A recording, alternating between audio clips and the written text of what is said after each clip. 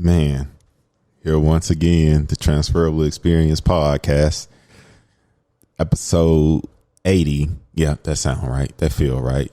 You know, as always, remember to do all the things on all the things. You know, I'm normally not the A mic, but the good brother Jew, he had to take care of some family business. So I'm, stepping up and doing my part.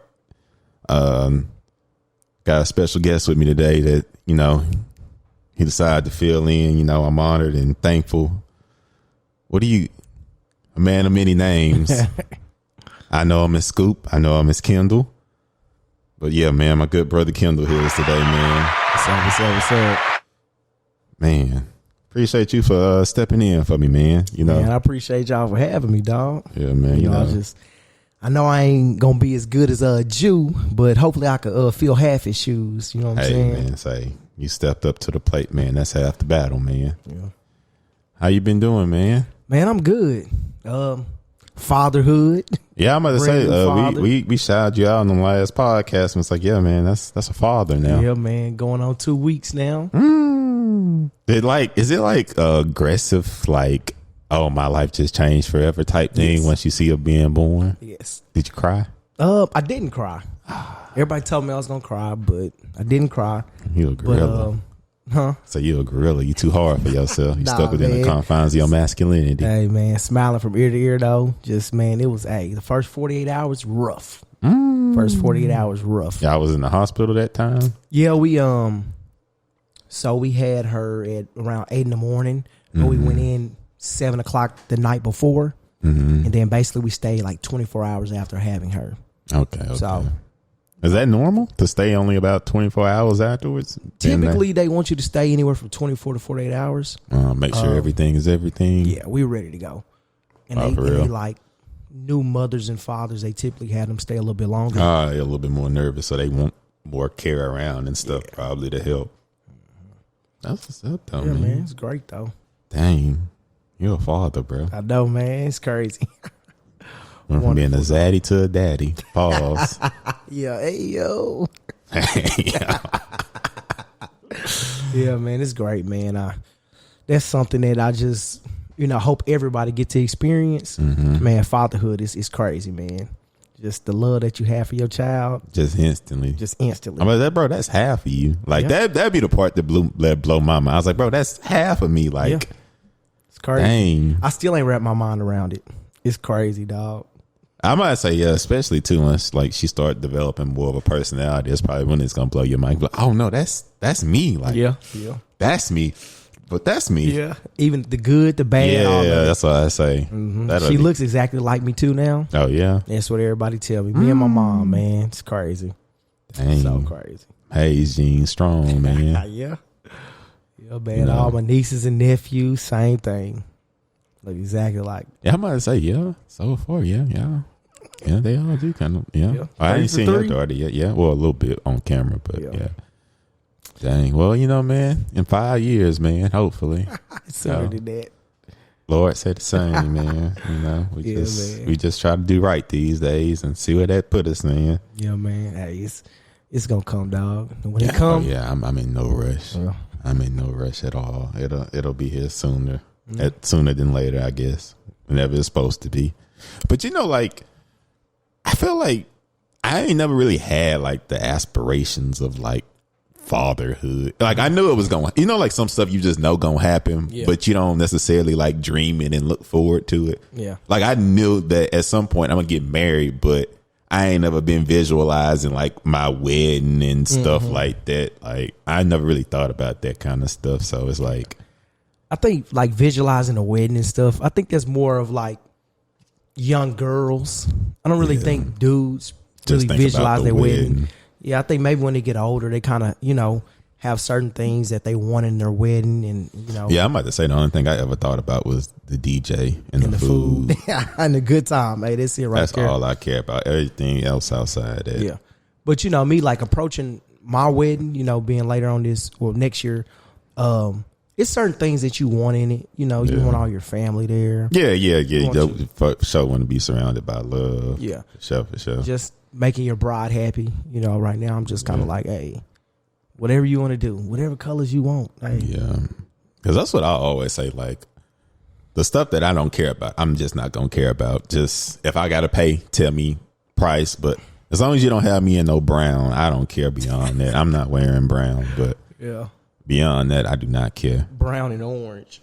Yeah, that's outside that though. It's whatever. I just care about the DJ, man, and the food. Because I feel like, but that's how all these venues be getting you these days. Because you got to like use their catering services, and that's when you get like the generic chicken, fish, vegetable medley, blah blah blah blah.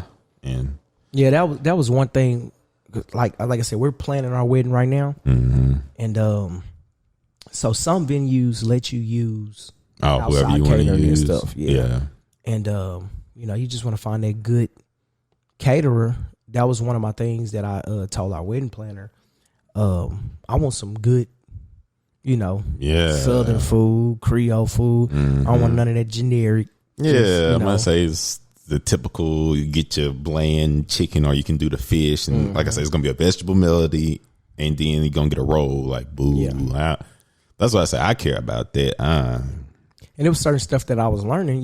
They got like kind of buffet style, plated dinner. Then they have like carving stations and stuff like that. Oh, yeah. If you really going to go all the way. Put a little carving station in there, you know what I'm saying? Oh, you going to do the carving? You're a man of class, so I know y'all going to have an open bar at y'all with. Oh, of course. And then even like some venues, they like pretty much every venue, for the most part, lets you have an open bar. But they have like certain rules to it. You can't have like shots. They could have like, they can mix drinks for you, have beer, but you can't have like just taking shots up in that mud. That's where they draw the line. Yeah. Boo. You got to have, for a certain amount of people, you got to have like 2 bartenders once you reach a certain amount of people. That makes sense. As well as security when you reach a certain amount of people. Yeah, people get unruly. Yeah, and then you can't like just, they got to pack up your liquor and stuff for you like that. They can't so it's a lot of rules to it, but it's cool, man. Just I don't going like through the whole experience. I don't got a lot of stipulations for my wedding as of now, but one of mine is I don't want to meet nobody for the first time at my wedding. Yeah, like I want it to be surrounded by love, or at least people I'm familiar. I don't want to meet nobody for the first time at my wedding. That's like one of my things, and then I gotta like fill the speeches out. So you was there. I got the speech bug now, man. I gave my first speech at our dear friend Joseph and Kristen wedding, man. Yeah, shout out to Joseph and Kristen. Hey, man, I was emotional mess that day. First off, I was nervous because I knew I had to give a speech, and it was like, I know like some of their family members, but I ain't just comfortable like that. Yeah. So I was like nervous, and like I had like memorized my speech, and like it was a beautiful day, man. Just surrounded by love, man, and I was like, oh man, I'm gonna hold it together and not cry, and because it was her the two parents, one of each of their parents gave a speech before me, and then the bridesmaid went before me, and I was crying on the first parent's speech because the bridesmaid she was like, God dang, I'm trying to hold it together, and you are already falling apart. I was like, hey man, I was like, I've been knowing these people, not as long as you, but just knowing them and seeing like that journey and stuff. I was like, bro, Bro, it's a journey. Like, this beautiful, bro. I couldn't. Then when it was finally my turn, man, I broke down. How far did I make it? I made it a little 10 seconds. Man. My dog is say, hey, man, come up there and get me, dog. He gave me that comforter hand around my shoulder. I needed that, man. Man, that was a good speech, though, man. But, hey, man, but you said, like, you want to know everybody at your wedding, but you got to think, like, plus ones. No plus ones. If I don't know, it's gonna be tight. That's great. It's gonna be tight. Because right now, just trying to get our number below a certain 3,000. Kendall, man, he's a Dallas legend, local. He know everybody in the world. I know that guest list crazy. What you trying to be under 400? Well, trying to be under 200.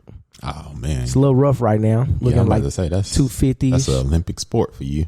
Yeah, that's a lot. 250-ish, and not all the plus ones are counted. Some people not getting plus ones though. You know what I'm saying? Yeah, I'm gonna say I regulate that too.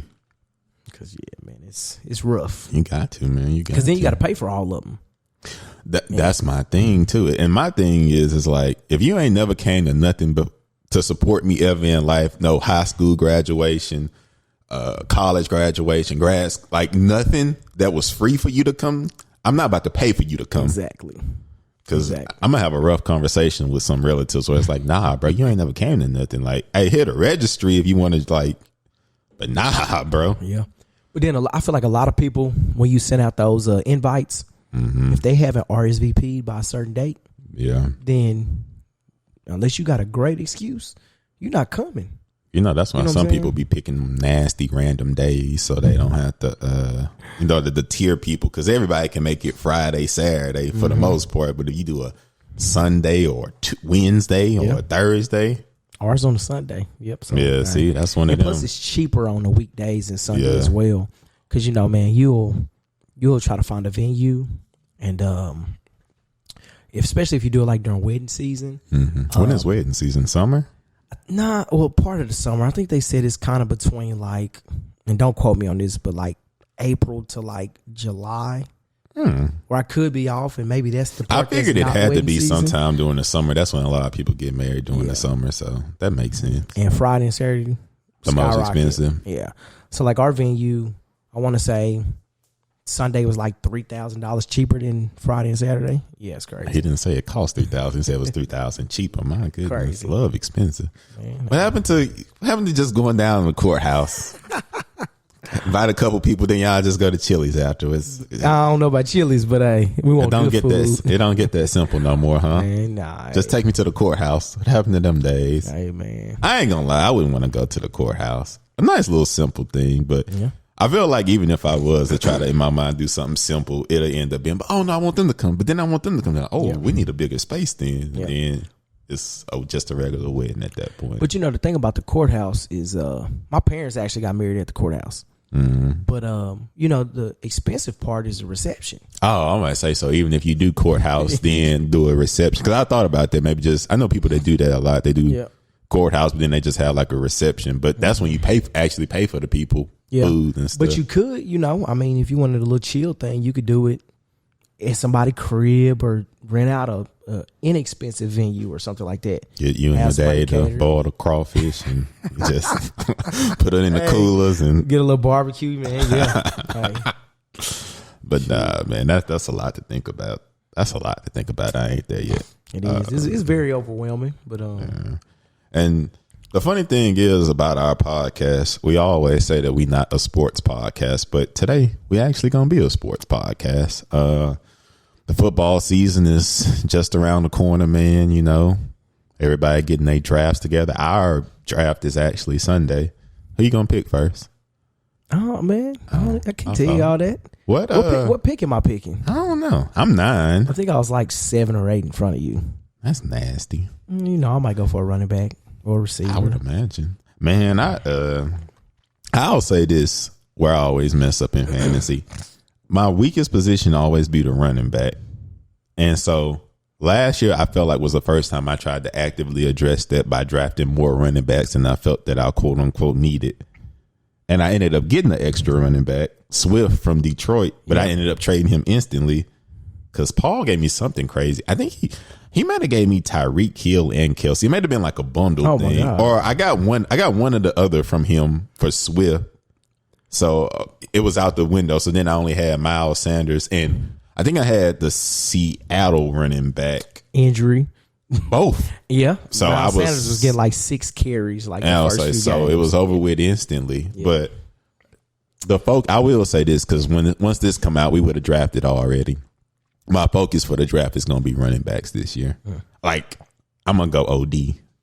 Yeah. But that's what people have been saying about you, man. They were saying, man, you always be running back heavy, then you got the leverage to trade. Of course. But nobody ever want to trade. I'm about to say, but in our league, man, it's too much pride involved, man. That's all it is, man. Too much pride. Nobody ever want to trade, man. But I'm going to tell you my strategy, because you're my boy. What you typically have to do is do not draft a quarterback in the first round. I guarantee you, draft a quarterback in the first round, even the second, you'll probably lose, for one.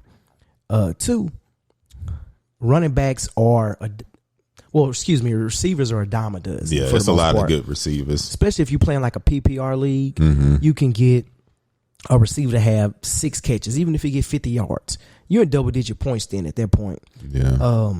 Running backs, you probably got a good elite 5 running backs with Jonathan Taylor, Derrick Henry, Christian McCaffrey if he's healthy. Question mark, yeah.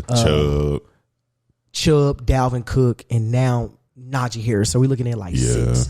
Might have left one off, but typically those running backs, they going to get you 20 points a game. Then you got your guys, aging Ezekiel Elliott, guys of that caliber. They're going to get you about 15. Kamara, he's kind of borderline. When he's healthy, he's 20 points with that elite group. Sometimes he's not healthy, especially then bringing back Mark Ingram. Yeah. His production for touchdowns might go down. Yeah, but see, I feel like he his best when he got like a 1-2 punch. So it's like somebody to do the short yard stuff. Cause he built like more finesse wise. That's why like when they was using him so heavy last year, I was like, he gonna get hurt. Cause his body not built for like that many carries a game. Like he not built like a Derrick Henry. Like he more of a finesse back. So I felt like he worked better if they got like a running back to come in on like the short yard situations. Like that's when they was best, when they actually had Mark Ingram, when he can be like the bruiser, when he can be more of the finesse back, catch balls out the backfield type stuff, not freaking 3rd and 1 where you just got this power. Yeah. That's when you got benefit from like a Mark Ingram. But it's I'll say this. I feel like the slimmest category in position is tight end. It's a hard drop off after 4? Yeah. You got Waller. Kittle, Andrews, Kelsey. Who else? That's in that elite company. Yeah, you starting to get. I would like to see what Hockenson do this year for Detroit with him actually having a second-year head coach now, building a little bit of chemistry with Goff, and they getting a running game. Yeah. Unfortunately, Jameson Williams, sitting out for however long he's sitting out. So I think you don't have a lot of balls going towards him. Balls. But thank you. But you got your receivers. You got guy from the Steelers, Freiermuth, however you say his last name. But you got those guys. They don't really score a lot of touchdowns. Him, Cole, Kemet from Chicago, like that dude, he was up there in yards, but he had 0 touchdowns last year. That's what I might say. I ain't never even heard that name. This a tight end? I drafted him this year. Learn me something. He had like 600-700 yards last year. That's solid for a tight end. Yeah, but 0 touchdowns. That's wild. I think with Justin Fields trying to take that next step, and Allen Robinson leaving, I think that he'll have an opportunity to get some touchdowns. Well, I'm 100% sure they tanking. Yeah. Because they literally let go of all their best players. They did. To get worse. I feel like they're taking the Jacksonville approach where they're going to try to be bad one more year, get a high draft pick, then they just going to spin. Because they ain't paying nobody. Yeah. So they going to just spin. I think that's what the technique they going to take. Because you cannot convince me that they not. Like, why would you get rid of your best players? Yeah. I mean, you're right. That's the approach that, and I don't agree with it. That's the approach that John Gruden took in Vegas, and it's terrible. I mean, they were competitive, but like getting rid of Khalil Mack, Amari Cooper. I be forgetting Amari Cooper was with the Raiders. That was for 2 seasons. Was it 2 full seasons? I think a little bit longer than that, maybe 3 or 4. He played with them that long? Maybe I think like 3 or 4 years. Dang, I could be wrong, but yeah, man, I think he stayed hurt a little bit, but he was, a great route runner. Man, then Gruden got rid of Marquette King as well, one of the best. I don't think did he ever get a job again? Nope. He went to Denver after that, and then I think stayed with Denver for like 1 season. Then he was done. No, the NFL, man, I don't be liking you to be that. Whatever he was, entertaining, we'll call exactly. Him. Especially not at that position. At the punter position. Yeah, where it's like that ain't that important. So nah, bro, you gotta tighten up. Yeah, man. Like I be arguing with my brother about that, like, because I personally don't like Gruden, but just saying like, man, Gruden make a bunch of mistakes, and he get deemed as this great head coach still. Yeah. Just even like coming out the other day when they was talking about he could have had Gronk and Tom Brady, but turned down the trade. Oh, yeah, Dana White has said that because he had orchestrated that for them to come to Vegas. I don't know. Tom Brady had a lot in the works because he had that. He was supposed to go to Miami and be a partial owner / player. Yep. Now, I low-key do believe that because that squad would have been I mean, it's pretty much how he came into Tampa, where they literally got everything but a quarterback. Yeah. At that point, but yeah, the Dolphins pretty good, man. I still can't believe the fact that they got rid of Brian Flores, man. That's crazy. You win 8 straight games and you get fired. You know what that is. We know what that's about. You know exactly what that's about. Yeah. AFC East, though, man. Bills run away. Run away. Bills with or run without away. OBJ. Bills run away with that. I truthfully, in my heart of hearts, don't know how I feel about they quarterback. Mm-hmm. I don't know if I like him or don't like him. He a competitor. Yeah. I don't know though. I'll say this though. They gonna throw the ball. Oh, for sure. Because somebody was telling me they receiver, they think he gonna have a big year. Whoever Diggs or no, not Diggs. Whoever number 2, they say it's not even that far away since they got rid of Cole Beasley and Emmanuel Sanders. He gonna be like, they saying that he like projected to have a crazy year. I think that was me talking to you about that. Is Gabriel? Or that's his Davis, name. Gabriel. Yeah. They said he's supposed to have like a crazy year because they got rid of Cole Beasley and Emmanuel, and they throw the ball. Yeah. So naturally, he gonna get more targets and. Yeah, man, I think they're gonna start throwing the ball to him a lot more. They're gonna start running the ball a little bit more too. That's why they went out and got James Cook in the draft. But I mean, what school he went to? Georgia. Dalvin Cook, little brother. Wait, he always went to Georgia? Mm-mm. I think. Well, I don't know if he transferred in, but he was at Georgia his last 2 years for sure. Yeah, okay. Unless he stay hurt like his brother, but. I know you got a personal. Well, you know me when it comes to fantasy, it's some people that has burned me that I'll just never draft again, no matter what. Dalvin Cook, Christian McCaffrey, Derrick Henry. Man, say this now while we on here. Favorite fantasy football player of all time. You know who mine is, right? Yes. Who? Matt Forte. Yes, sir. Yes, Lord. Just a man of consistency, bro. PPR league eating them up. Just a man of consistency, man. I always expect a man of consistency. Just get him. You ain't never really hear about him in the head. Just get him though. Yeah. Every single game. Now, when he went to the Jets, it got different. But I've never seen nobody go to the Jets and their career flourish since I've been paying attention really hard to football for probably like the last, we'll call it 6 years. Yeah. But probably longer than that. I don't know. I would go back a little bit past 6 years. I would say like Antonio Cromartie. He's probably, and Darrell Revis. Those are two of the probably only guys really that went to the Jets and they flourished. Well, yeah, I mean they were probably already Revis on the Jets. I might say he got drafted by the Jets, or he started somewhere before the Jets. I think he was with the Jets starting off. I don't know. I'm talking about. I've never known anybody to go to Jets for the money and their career turn out. Yeah, that's because I mean they had their little run where they were when they had Rex Ryan and they were. Went to the AFC Championship game? Who was the quarterback then? Mark Sanchez. Oh, that's what I felt it was. Yeah, but you can only go so far with him. But I mean, hey, he did his thing though. But yeah, it's crazy how like long a quarterback career can last. Because you think about Matt Stafford played with Megatron. Yeah, that wasn't crazy. A year or two ago at all, or 3 or 4. Megatron been out with like 5-6 years. Because he's eligible for the Hall of Fame, or did he? Or is he eligible this year? Or I'm not sure because he been out. Look that up, man. You got your phone right there. I want to say Megatron. I thought he stopped playing in like 11, 12, 13 ish. He went longer than that. He was closer to 13, 14 ish, maybe 15. But I know he's definitely either getting ready to go to the Hall of Fame, or he's I don't think he's in yet, but no, I don't think he made it yet. Yeah, so he's he finished in 2015. 15. I knew it was somewhere close to 13. So he should be getting in this year or next year coming up or something like that. But man, it's crazy. Just like you talk about quarterbacks, how long they last. Like Tom Brady, bro. This dude's 45, and it was so crazy because they was just they've been coming out with like little memes and stuff and little articles just saying basically how like Tom Brady has been in the league since like Megatron was, I think, in high school or something like that. That's crazy. And I be thinking, bro, I was like, bro, at 29, like my body be feeling kind of weird. I couldn't imagine still being like an elite athlete But I mean, too, though, you get to dedicate your life to just working out and stuff, so it might be a little different. But still, 45 though. Yeah.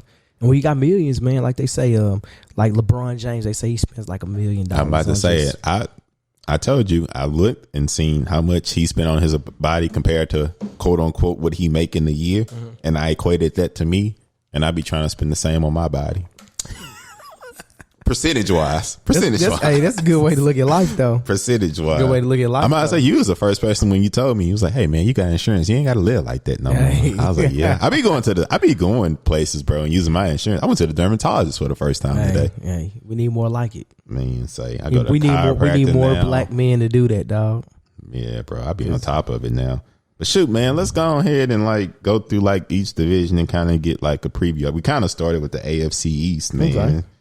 Now you got the Bills, the Pats, Dolphins, the Jets. I don't believe in the Jets. Who is that quarterback? It's what's his face, right? Yeah, what's his name? Zach Wilson. Him and Trey Lance the same person to me. Okay. I don't know why, but they are. Okay. But you know, Rosen and the other dude the same person to me too. Josh Rosen and what's his face? They the same person to me. Talking about who played for the Carolina Panthers right now. That's not Baker Mayfield. Yeah, they're the same person to me. I don't know the difference. Rosen is Sam Darnold. I don't know the difference. I have no idea what the difference is. But yeah, Jets gonna be terrible. They don't got nothing. It's no skill position. Do they have anything? Hey, man, Sauce Gardner. They went and got another DB. I'm trying to think who it is, but it's another DB who's respectable. Man, they went and got Breece Hall at running back. Drafted him this year, Breece Hall from Iowa State. They got a few receivers. They got Elijah Moore from last year. They went and got is it Chris? No, Chris Olave's with the Saints. So they got Garrett Wilson. Yeah. So they got the Wilson. Other one. Yeah, they got Garrett Wilson. And then they line was pretty terrible, but I think they kind of went and rebuilt that line. Mm-hmm. So I think they'll be best case scenario 7 games, 7 wins, best case. Okay, that's what I was thinking. I was like, I'm gonna let you go build them all the way up, and I'm gonna say 7 games. Yeah, they got best case 7 games, but they'll at least get a swing off, throw a couple haymakers. You know what I'm saying? I don't. But they start without Zach Wilson though. First game, well, few games. Why? So it'll either be he's hurt. He got hurt in the preseason game, man, on a little dirty hit on the sideline. Mm. But they're gonna go with Joe Flacco. I mean, yeah, washed, but I mean, he can win you games. Sometimes I feel like when you a backup and you play, you don't got the same pressure. So I mean, Ryan Fitzpatrick.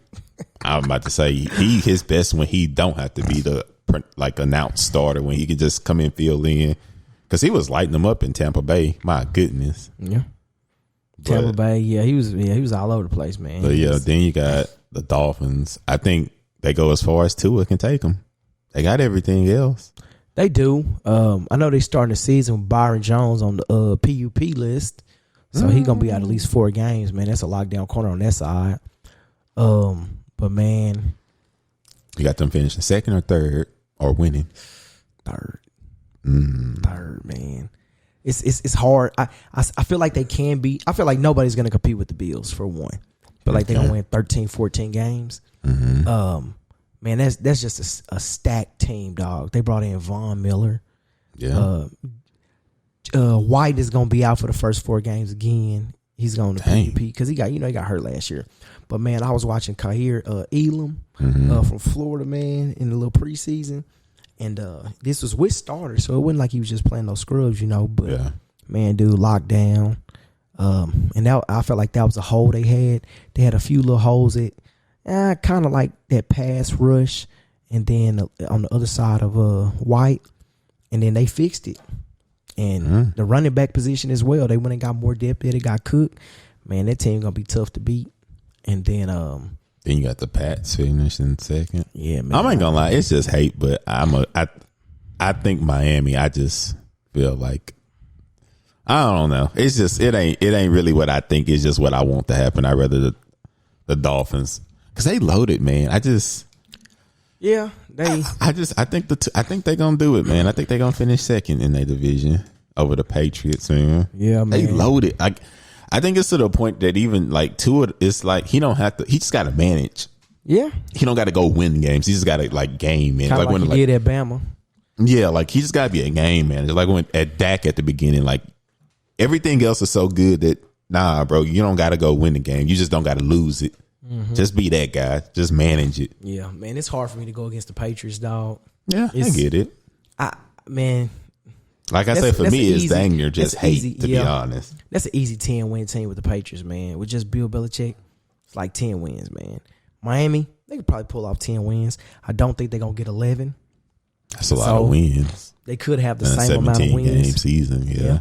9, 10 wins for Miami. I think the Patriots are Waddle and Tyreek. Yeah. Like, look at last year. The Patriots lost the first game to the Dolphins, but you had a rookie quarterback, rookie running back. You had 2 rookie running backs and a rookie quarterback. Mm-hmm. And then the rookie running back coughs the ball up when you finna win the game around the goal line. Yeah. And then, man, it's just like the Dolphins bringing in this new coaching staff. And, I mean, you know, you're going to have your ups and downs. But I'm about to say, and I ain't gonna lie, I just don't necessarily just believe in Tua like that either. I think he okay, but not what he was supposed, like drafted like what he's supposed to be. Yeah. I don't think he that, but yeah. So I got the Bills, Patriots, Dolphins, Jets, and you got the Bills, Dolphins, Patriots, Jets. Yeah. I think that's how that's gonna go. Then we're gonna go to the good old North. I think, man, I don't know how that one's gonna shake out. I'm not gonna lie to you. I mean, respectfully, I know Pittsburgh your team, but yeah, man, we gon' everybody good. Like, I mean, well, Browns question mark, but I think they got a game manager, Brissett. Yeah, I mean, I respect Jacoby Brissett. He can do it. I know he can do what Baker Mayfield did. Oh, better. I think he can do better. Then you add Amari Cooper. Yeah, it's like that's why I said. Yeah, I still got them at third. Then Bengals, Ravens. You know, the thing about, I always tell you, it's different between like basketball and football. You can bring the same team back in basketball, and at minimum, you still gonna make like a playoff run. But you can bring the same team back in football, and it don't mean anything. Yeah, there's a thing called the Super Bowl hangover. Yeah, and I think like the Bengals, I felt like they were so young and people hadn't seen it. Now they got like film. Mm-hmm. It's not going to be the same. And then, you know, their defense was already kind of like just getting by. So they played up. Definitely played up. They were a very opportunistic defense. Yeah, and then their line struggled. They went out and improved their line, which is cool. Yeah. But at the end of the day, I mean, you got a bunch of sacks, but Joe Burrow and Chase and them was making amazing plays. So if you get into a sack on a first and second down, I mean, it really kind of don't matter when you go make an amazing play on third down and get the first down. You know what I'm saying? That's kind of like a stat that's just kind of like, I mean, it tells you stuff, but it doesn't really tell you the full story. Mm-hmm. You know what I'm saying? Like you can be amazing. So that shows you can be amazing with the team that gets sacked all the time. So you still went to the Super Bowl. I'm about to say, because the line was better than his rookie year when he got hurt because it was that bad, but it still wasn't great. And then the defense, they just, like you said, they opportunistic. Yeah. That's a nice way to put it. But I don't know, because if you think about what the Ravens did prior to Lamar Jackson getting hurt with the last 4 games left, bro, like they shouldn't have been good at all. That should have been the year where it's just like, oh, it's a wash. Everybody hurt. We'll just be ready next year. But they still was doing good. Oh yeah, man. So I feel like I think I got them winning it. They still dealing with a little injury at running back. Because I think is it Dobbins on PUP or Edwards? One of them. Edwards is on PUP. Okay, and then Dobbins, they're not sure if he'll be back for game 1. Yeah. But they just Kenyon Drake supposed to sign. Drake, and they got Mike Davis. And I mean, they got Mike Davis too? Yeah, Mike Davis, he's okay. He's a good power runner. Yeah, I'm gonna say. What I'm saying? But at the end of the day, you just compliment Lamar Jackson right now. I'm gonna say that's what they need, just power. And then you got Mark Andrews and 2 guys, 10 carries. Yeah. And Lamar Jackson, 8 to 10. You believe in the young bull at receiver? Rashad Bateman? Yeah. Of course. Okay. That dude's good. I watched him a lot in Minnesota. You know, I watch college football. And I'm about to say, I don't be locked in college football anymore. But, I mean, he don't got no choice. Yeah. He played good last year, but he was hurt for most of it. You know what I'm saying? He going to get the targets. Definitely. He'll be one of the sleepers, I think, in fantasy football.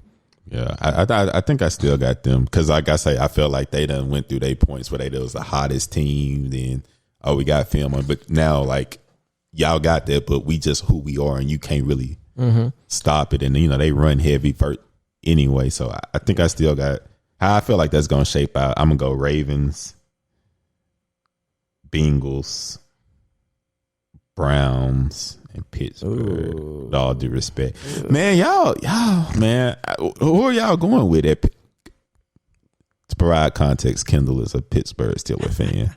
Are y'all gonna go with the young bull to start, or y'all gonna give Trubisky to start? Oh, he hadn't announced it yet, huh? He hasn't announced it. He's been looking better in preseason. He said I think Pickett's been looking better. However, he's been going with the twos for the most part, 2s and 3s. So, I mean, you're going to probably look better going against the 2s and 3s. Trubisky has looked good. I still think in the long run, Pickett is the better quarterback. I wouldn't mind Trubisky starting off the year. And then we bringing in Pickett in when he's ready. But if they want to go with Pickett the first game, I'm all for it. I think we have the weapons around whoever we playing. And TJ Watt already dealing with something. Yeah. Man, so him, I didn't like that the third game that Tomlin, and I don't go against Mike Tomlin too much at all, but I don't like that he actually played his starters, which, I mean, you can't really control that. Najee Harris was dealing with like a little foot injury, I guess, and he played him for like the first 2 quarters. I think he got a little banged up. TJ Watt got banged up, and Deontay Johnson got banged up. So I'm sitting here like, golly, and I had one fantasy draft, and I drafted Najee Harris and Deontay Johnson. Yeah. But I think we're going to be okay. Our defense is going to be good. We just got to improve on our run defense, which we went out and got Miles Jack. So I think we'll be good there. And then, man, George Pickens, dog. Hey, George Pickens, he is a sight to see, dog. I think at Georgia, I think he dealt with some injuries and stuff, so people really kind of he flew under the radar like that. But he's a first round talent, and when you put Deontay Johnson, him, and Frew at tight end, and Claypool, you think Claypool gonna bounce back? Yeah, man, he's good, and he's definitely a home run threat. But I feel like he got to get his head in the game, man. I don't know, he should be tripping sometimes, dog. So how you think the North gonna shake out? I'm gonna go with the Ravens first. This is taking my bias completely out of it. Okay. I think the Ravens gonna finish first. Bengals second.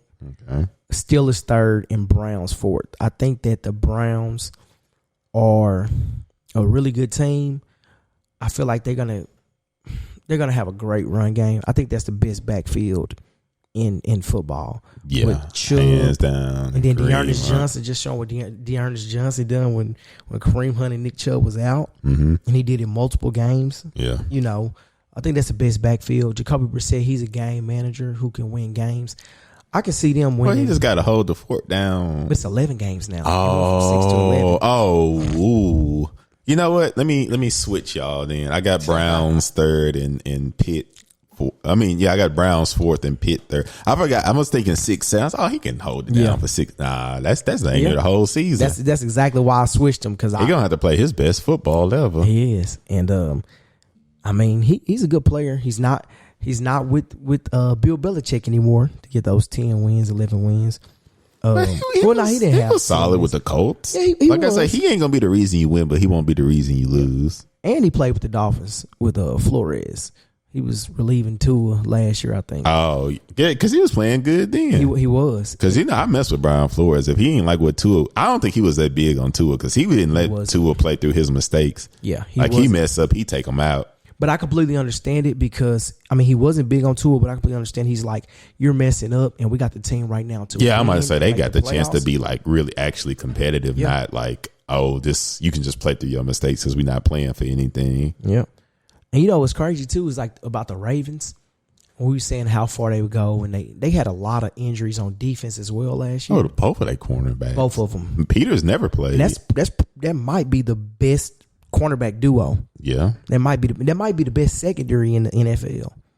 Yeah. With him, with Peters, Marlon Humphrey. You got Marcus Williams, who came over from the Saints. Mm-hmm. Then they drafted Hamilton from Notre Dame. You got a dude out there like a Taylor Mays type dude, 6'4", 220, fast. But yeah, man, I think the Ravens gonna win that. I saved my Super Bowl prediction for later. All right. Shoot, let's go on here. We're gonna go to the South. I'm not gonna lie, I don't really got too much to say. I think that's a very boring division. The Texans gonna be bad. Jaguars, I guess. I don't even know anything about the Texans, so I'm not even gonna pretend to talk about them. I just know they drafted Stingley, and I think Brandon Cooks still play for them. Yeah. And people tell me they're not mad at their quarterback, but I don't even know who he is. David Mills. Yeah, I have no idea. And the Jaguars, I feel like they spent enough money to, I guess, try to compete this year. I mean, ETN back, it's going to be his rookie sophomore. I mean, he didn't play, so I don't know how they look at that in football. In basketball, if you don't play, it don't start till you start. But yeah, he's still a second-year player. But yeah. So I don't know what that's going to look like. I mean, I watched a few Jaguars games. They would lose a lot of games last year. Mm-hmm. They would lose a lot of games. Yeah. I think at the last game when they beat the Colts, that shows kind of what they can be at their best. Yeah. 7-8 wins. Jaguars. I was gonna say I still think they best case scenario 7. Texans, I have no idea. I just think they're gonna be terrible. They should finish last. 2 or 3. Ceiling. Then go to the Titans. I do not support in any kind of way. They quarterback Tannehill. He is a game manager. He's not even like, like it's some people that you wouldn't call elite, but they be slanging that thing like a Kirk Cousins. Yeah. He not that. He is literally, you throw it when you have. I feel like he more of a Jimmy G type, but people don't criticize him for some reason. Yeah. Man, what's crazy is I seen somebody said something about Kirk Cousins the other day. Said, man, and I was looking at his numbers. And they were like, this is the greatest quarterback who's never been in anybody's top 10 every year. It's so crazy. You go look at this. I'm talking about dude, 4,000 yards, like 30-some touchdowns. He be slanging that thing. And less than 10 interceptions. Crazy. Yeah. This dude took his teams deep in the playoffs. Well, deep. At least second round when it was like the Saints. And I think they might have went to an the NFC Championship game, I think, maybe once.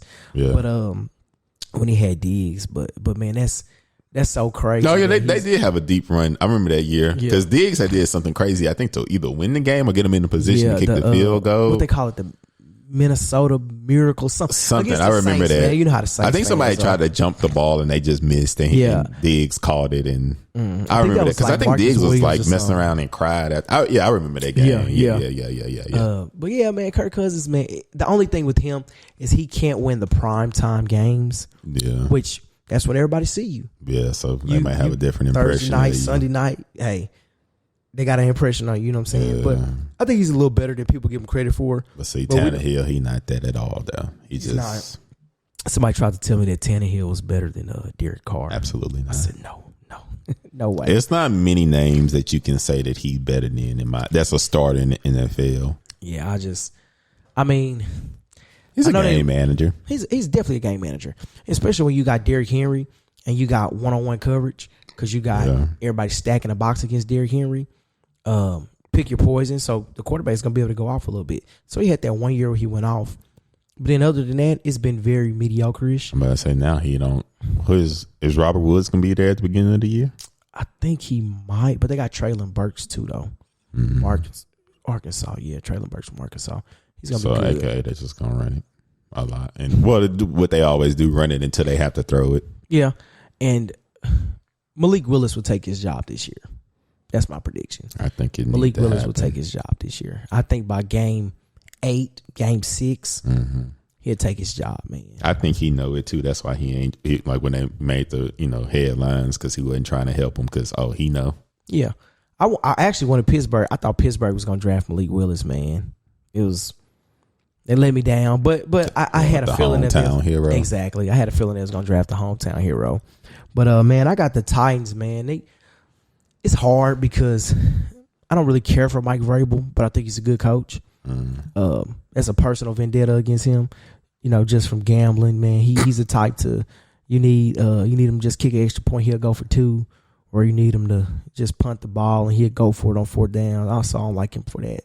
But I think they'll pull off 10 wins.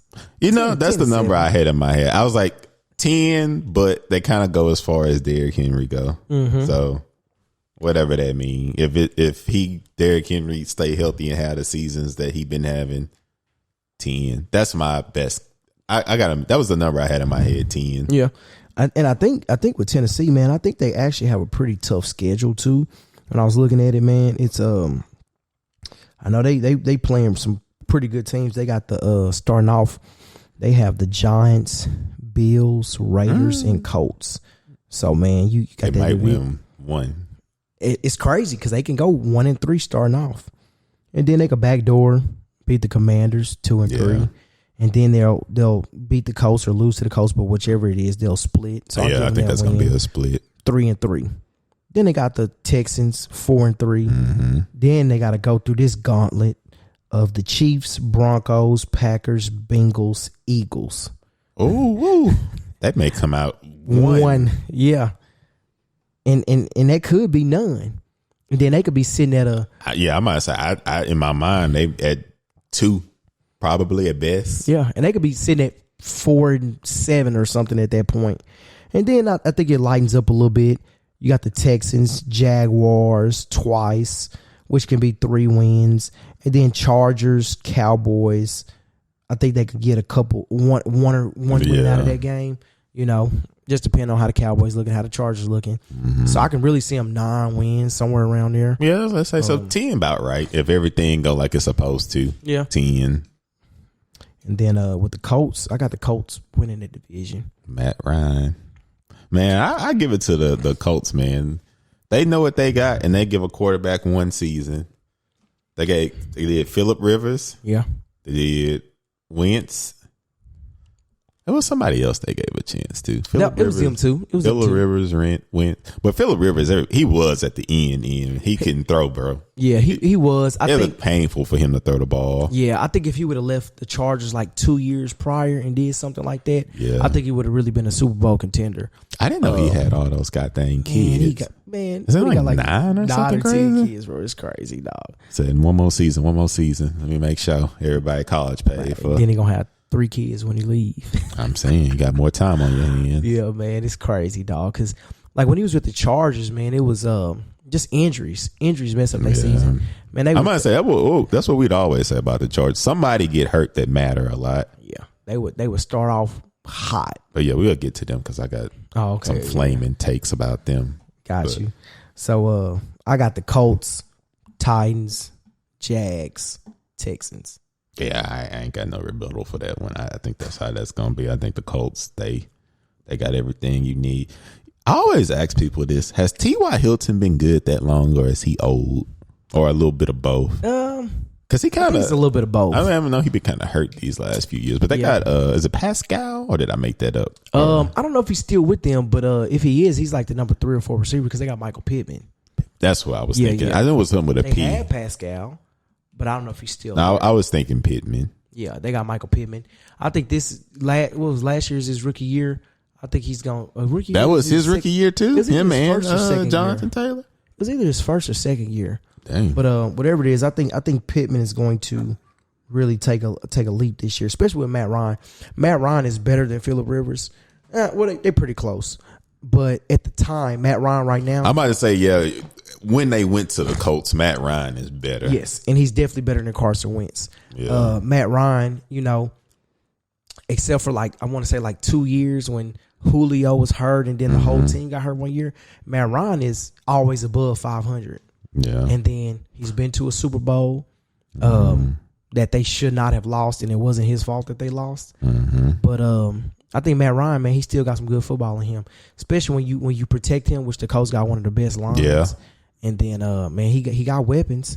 You got a running back. When you could just sit there and hand off the ball and run the ball 30, 35 times a game and dump it off to your Jonathan Taylor or Nehemiah Hines, man, you got a recipe to win, dog. Yeah, I might say life ain't too stressful. It ain't.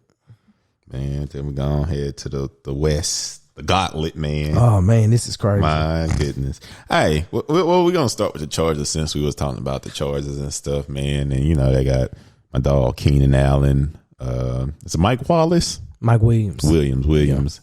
Feel like he had his breakthrough. I'm gonna be honest though. I don't like how people hold Justin Herbert in the regard that they hold him in. I don't either. I was like, he's solid, but he really ain't proved nothing yet. Like, people talk about him like when they mention like top 3 quarterbacks. Or top 5, they put him. I was like, bro, that's too much. I agree.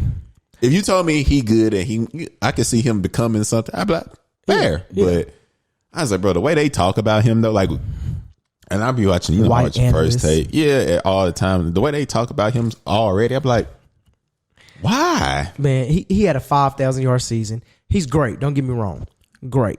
One, let's talk about how he got the start because a doctor butchered a shot for Tyrod Taylor. Yeah. And he got to come in because the dude wasn't even starting his first game. I'm not knocking him, but Justin Herbert is great. He's a great quarterback. He will be great. He'll be a potentially future Hall of Famer. Don't get me wrong. If he stays healthy. But I can see him just being like, if he just continue on his trajectory and he don't ever really win, what would be the difference between him and a Kirk Cousins? They both slang it. True. I think. Or like we were just talking about Romo, or like a Matt Ryan. Like they can throw it, but correct. I think Matt Ryan. I mean, if I don't know if he'll be a Hall of Famer. I don't know if he'll be a Hall of Famer. But I don't know. Like I said, it's still early, but it's just like if they just said, "Oh yeah, he's," I could see him being something like, "Yeah, he put together some solid seasons." That'd be cool. But the way they talk about him, like putting him in top 5s and stuff already, I'm like, I can see him right outside the top 5 quarterbacks. I don't put him in my top 5. I can see him right outside the top 5. Definitely top 10 quarterback. But my thing is, man, it was one analyst on First Take or whatever. It was yesterday I was watching it. Mm-hmm. I think his name's like Tannenbaum or something like that. Man, we got to get out of these white analysts over. Kind of, they just call it too early. Yeah, that'd be This dude said that Justin Herbert was the best player in the NFL. Yes, they came out with the top 100, and he said that Justin Herbert is the best player in the NFL, better than Tom Brady, better than Patrick Mahomes, better than Aaron Donald. He ain't won a playoff game at all. Didn't even make the playoffs. Yeah, that sounds like it's just too soon. It's crazy, bro. Just like the dude was saying that Cooper Kupp right now is a Hall of Famer. Mad Dog be wilding, bro. Wilding, and they're basically in the same category. Those two guys right now. Cooper Kupp is in the Hall of Fame. That's ridiculous to me. That is absolutely ridiculous. But I'm gonna say at least he got more accolades than Justin Herbert. Like, okay, like will Cooper Kupp be a Hall of Famer? Yes, but right now, no. You can't tell me like 4 or 5 years, maybe 6 years, whatever he's been in the league. Yeah, and you ended this year because I don't even know how many 1,000-yard seasons he's done had so far. Maybe 2. Somebody say it used to always be like you never know who was going to go off between him or Robert Woods, but it wouldn't be both, and it'd just be like just a roll of the dice. Yeah, that's why I say Robert Woods getting hurt was probably the best thing that ever happened to Cooper Kupp. That's true. It's 2 new quarterback. But. Stafford coming too, yeah. Man, it's so crazy to me. It's kind of like when they say that, it's kind of like the people saying, Bo Jackson is the greatest NFL running back. They be like greatest running back of all time. I'd be like, bro, the dude was, don't get me wrong, Bo Jackson is probably the greatest athlete of all time, him and Deion Sanders. But Bo Jackson had, 15, 20 great games in the NFL. Mm-hmm. He might have played like 4 seasons and was hurt like 2 of them. Yeah. You can't sit here and say that somebody's the greatest when they didn't actually do it. Yes, he had the potential to be. Yeah. But I guess it's going off projections. I guess, again, that's what they do with Justin Herbert. But, that division is just so tough, man. I don't know what the Chargers are going to do, to be honest with you. If somebody just told me to throw a number out there, somewhere between 10 and 12 games. Yeah, I think you can say that about every team. Maybe the Chiefs, you'll throw them with 12, 13 wins. But I feel like you can put that with every team. And it's so crazy. And I say this division is just... Because then the Denver, you just assume Russell Wilson that them everybody gonna play the best they done ever played. Yeah, Judy and Sutherland, and then they got Gordon at running back, and what's his face, the young bull that's really the starter at running back, Javonte Williams. Yeah, so Tim Patrick got hurt. They number 3 receiver, who's pretty good. He's hurt. I don't remember how long is he out, or if he's out the full season or whatever. Then they got Surtain at corner. Y'all, man, they nice on defense. I will say that they nice on defense. But man, about like the AFC West, man, I actually think since they put that 7th seed in, I think everybody in the AFC West is gonna make the playoffs. Probably. That's crazy. I think everybody win. Honestly, well, I don't know how many times everybody play each other, so that matter. But I think everybody gonna win quite a few games in that division. I do. I think everybody gonna touch 10 wins. If somebody's that's what I said. I didn't know schedule wise if that was possible, because I said in my mind I was like, I think everybody should win 10 games, but I don't know. Yeah, everybody play everybody twice, so I don't know how they really would technically look if everybody could win 10 games. Mm-hmm. But yeah, I know they have. There's gonna be a lot of splits though. Yeah, it will be. I don't think nobody it's probably gonna be some people that maybe straight out beat the Chargers, but with Denver, Vegas, and the Chiefs when they play, I think that's gonna be a lot of splits. Yeah. I think the teams that they're playing, I think they have the NFC West. You know how every division plays another division on the other side. So the AFC will play one particular division, and so that'll be 4 of their games. The only thing that's working against them in this division is that they have to play the NFC West with Seattle, not Seattle matters, but San Francisco, Rams, and the Cardinals. So I feel like they could get some losses right there. Yeah. But I see everybody in that division getting 10 wins. I see everybody making the playoffs. I got, man, you want to get into who we think gonna make the playoffs, or because I mean I can see Vegas is probably projected to finish last in there, but I can see Vegas easily winning 9-10 games. Yeah, easily. I think if they healthy, yeah, I got them doing 10 for sure. I gotta say, I don't see how. Like I say, the only team that may slip below 10, in my opinion, is the Chargers. Yeah, and then I feel like now we get to really see more so like what Mahomes look like without like elite talent at receiver. Just good guys to average. But to see if he elevate them. Good guys.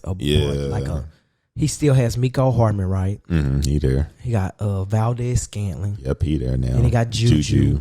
Which Juju was really good when he had like Antonio Brown and Martavis Bryant on the other side of him. And then injuries kind of, like his antics just kind of, I mean, he does too much. He's young though. Don't get me wrong. That's true. And I think him maturing a little bit now. I feel like when you got a guy like, don't get me wrong, Mike Tomlin is an amazing coach. Mm-hmm. Andy Reid is an amazing coach. I think that Mike Tomlin brings certain things to the table that's not the same as Andy Reid. Yeah. Andy Reid and Bieniemy. Yeah. Their schemes and their play calling and play designs that they come up with is gonna maximize Juju. Especially he's an inside. And then too, I don't feel like he'll be like, because people assumed he was going to be the number 1, so I felt like he got treated as the number 1, and maybe that may have been too much. But in the Chiefs, it's Kelsey, then it's whoever open. Yeah.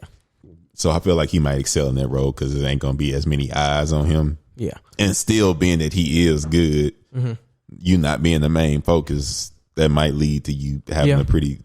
I can see him having about 800-900 yards. Yeah, I think he'll be there on the low end. I think he'll actually touch 1,000 yards. Think he's gonna go crazy? Yeah, man. It's. I mean, they throw the ball a lot. That's a lot. I would say that's a lot of yards. But I feel like I don't know. I feel like the Chiefs might try to balance it out more this year. I mean, yeah, but you still got to replace with like 1,500 yards from Tyreek Hill consistently. I don't think that's gonna go to one person though. I mean, but hey, if say for instance Mecole Hardman would have 500, 600 yards or whatever like that, you might get, instead of that 1,500-1,600 yards, you might get 1,100 from Juju and then another 700-800 from somebody else. You know what I'm saying? But I don't think he's going to live up to that Tyreek Hill name, of course. Oh, no. But I do think he can be a 1,000-yard receiver. Yeah. And it'll be, too, if they, like, put more of the, like, defenses start to put more of an emphasis on Kelsey since Hill ain't there. So that might open up stuff more, too. And then now, I don't know. Because I felt like people had to learn how to, like, play the Chiefs when they was a deep threat. But now since they're not a deep threat, I think they're going to be looking at different, like, defenses, too, and stuff. So, I don't know. I still think Mahomes is Mahomes. So, I still think 13 games. I still got them winning the division. I'd probably go. I think I'm going to go Chiefs, Vegas, Denver, Chargers. Ooh. I never had nothing. I don't know. I always kind of was neutral about Carr, but when you putting them with Adams and you still got Renfro and you still got Waller, I just feel like unless health get in the way, I just think that's gonna be a lot to stop, man. It is. I think so. I have Chiefs.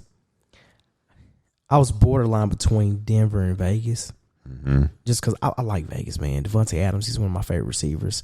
Yeah. I like Derek Carr for the most part. I love Waller. Got him on my fantasy team as well. I got Waller and Devontae Adams. Man. Yeah, man. I hated when he got hurt last year, Waller. But I got Chiefs, Denver, Vegas, Chargers. Okay. I think that the Chiefs will win it, but I think 2 through 4 is interchangeable anywhere. Yeah. I wrote it down, fair. man. I put Denver 10, 11 wins. I put Vegas 10 wins. I put Chargers 10 wins.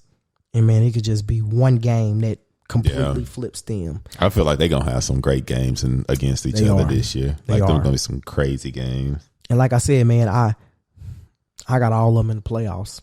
Yeah. I got all of them in the playoffs. This the AFC. You want to talk about the playoffs now for the AFC, or you want to? Shoot, we can go there. Hey, man, you want me to pop it off? Or, yeah, go ahead. Man, I got Bills number 1 seed. Ravens and Chiefs are going to be interchangeable with 2-3. I got Colts at 4.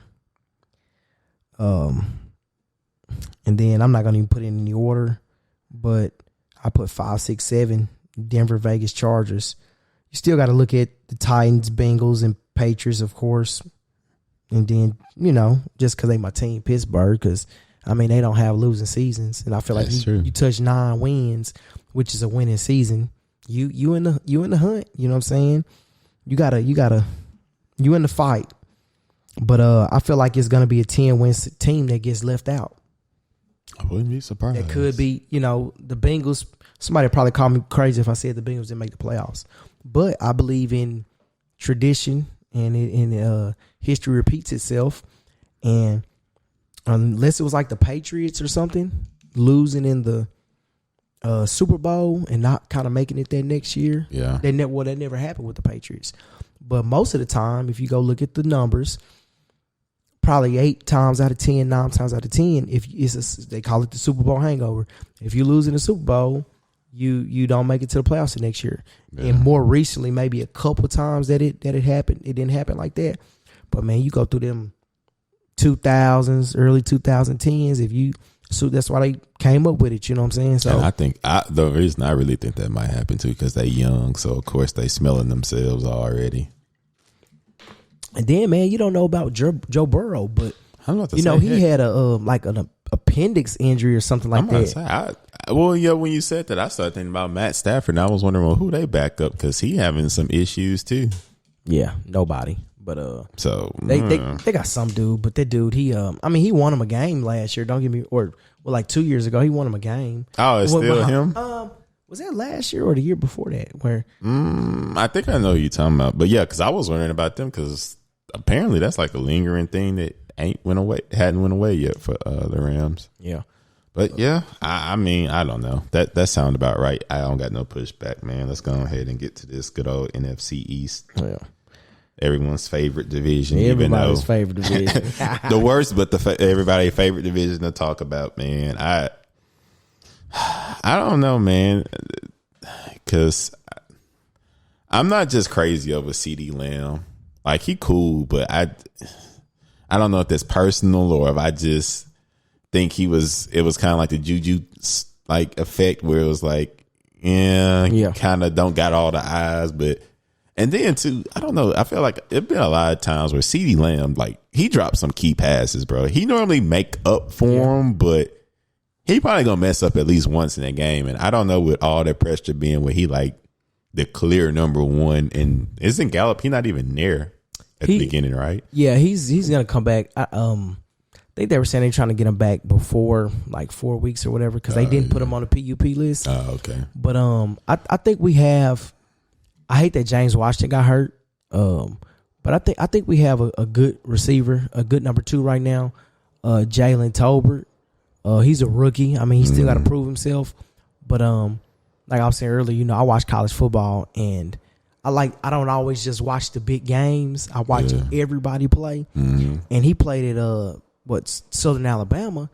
And, man, he was like top 3 in the NCAA in yards. You know what I'm saying? Okay. He had 1,500 yards last year. I mean, so the dude can play. I mean, I know college doesn't always translate to NFL, but when you that dude or when you one of them dudes, that typically translates. Yeah, it's just a receiver. I think it normally do. Yeah, because most of the best receivers, they didn't come from big schools like that. You know what I'm saying? You can play. You can run routes, dog. Get that separation, you can do it because when you got a good coach and good coordinator, you got the schemes and play designs, they gonna get you open. I might say he gonna have the opportunities too in that Cowboy offense. Yeah. So if he really what he supposed to be, he gonna get the looks. Yeah, and I think CeeDee Lamb, I think he's the number 1 receiver. I think that the problem with him is I think that the Cowboys hold him back. A lot of times on first and second down, you'll see the Cowboys. They're so scripted. Their transition from Jason Garrett to Kellen Moore is amazing. I like Kellen Moore, but a lot of times they're so scripted, so they don't rely on their playmakers until like third down at receiver. CeeDee Lamb, Amari Cooper, that's true. Schultz, they're relying on them on third down. But they don't incorporate them as much as I would like on first and second down. Yeah, I'm about to say, what the quarterbacks was going to happen the first 2 downs. Yeah, man, they're going to come out. They're going to run that zone run, or they're going to come out with that little, I mean, I don't know what they call it exactly in the NFL, but we used to call it Billy, you know what I'm saying, back in high school. They're going to come with that fake play action, Billy Special, that's what we call it. That's the pass. Billy was the run, Billy Special. They're going to come out with that little play action run, split. They might do a little split zone action with the tight end, and then they'll boot the tight end out or whatever, dump it off to the tight end and get rolling. You know what I'm saying? They love that play. I'm about to say, as soon as you said that, I'm seeing it in my head because that's like one of their favorite plays. Yeah, I could be wrong, but Gruden called it Spider 2-Y banana. Oh, that's that play. I think it is. I could be off, but I know he always. But about that. But I'm not gonna lie though, the Cowboys, they always entertaining to watch because they're gonna always have close games, or even if they lose and then they gonna make a heroic comeback. That's why Dak had all those yards because they always had to come back. I think that was the year he got hurt when he was just going crazy yardage wise because they was coming back, had to come back always to try to be competitive. But I mean, 50 points to the Browns on runs. Yeah, that was I'm about to say then freaking. I think Zeke is just at a beautiful steady decline.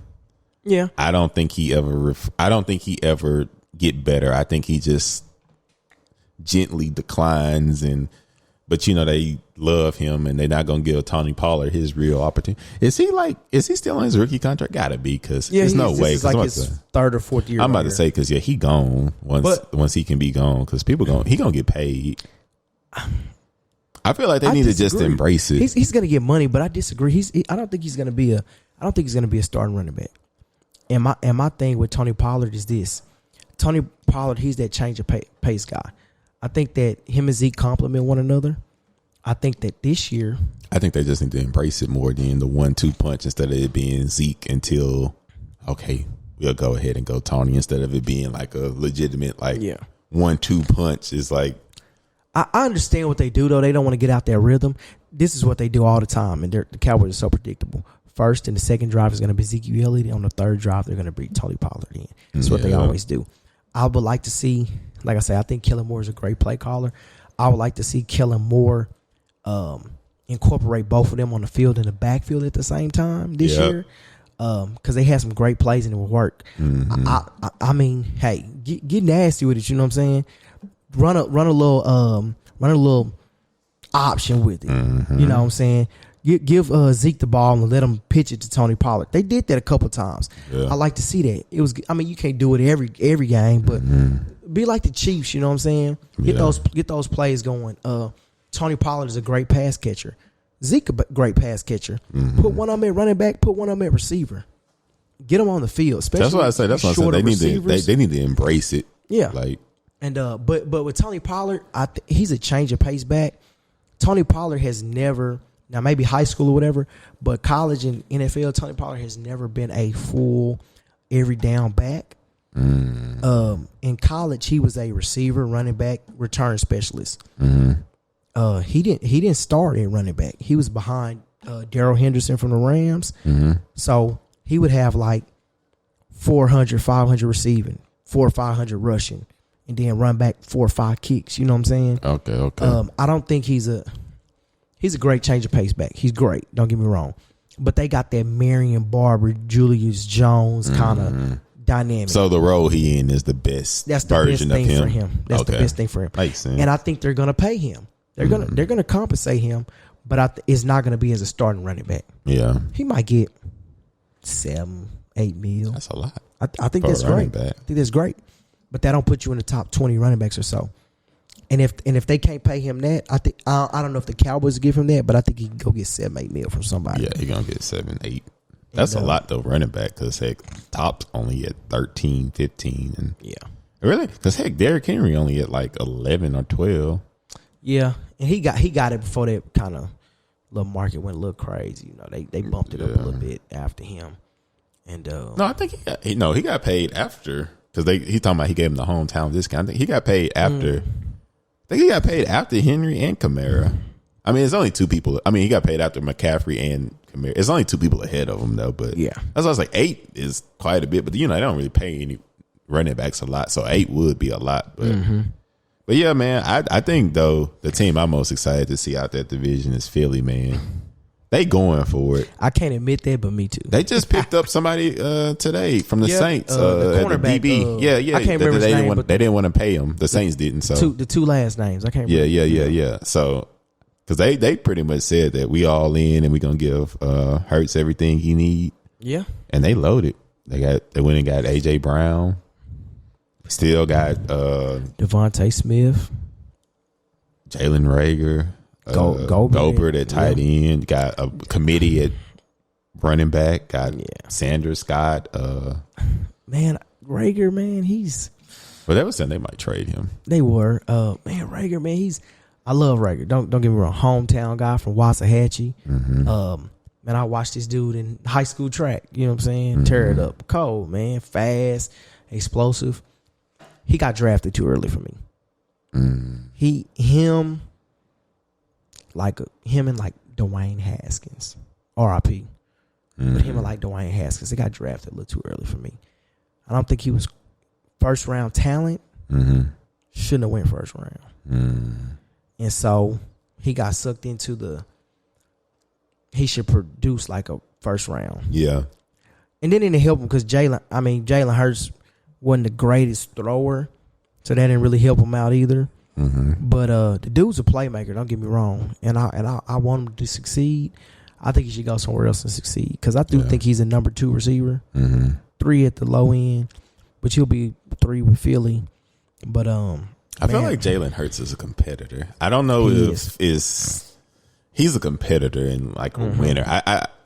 I want him to succeed just because of how he kind of got done in Alabama and stuff, But in Oklahoma, the thing I have about him is like sometimes he just don't know when to throw the ball away, and he just try to make a play every time. But I feel like last year though, wasn't on him. Like I always tell you, they abandon the run too quick. Yes, they get down 7 and never run the ball again, and like they are their best at a balanced offense, even maybe a little bit more run heavy. Yeah, they got a great running back.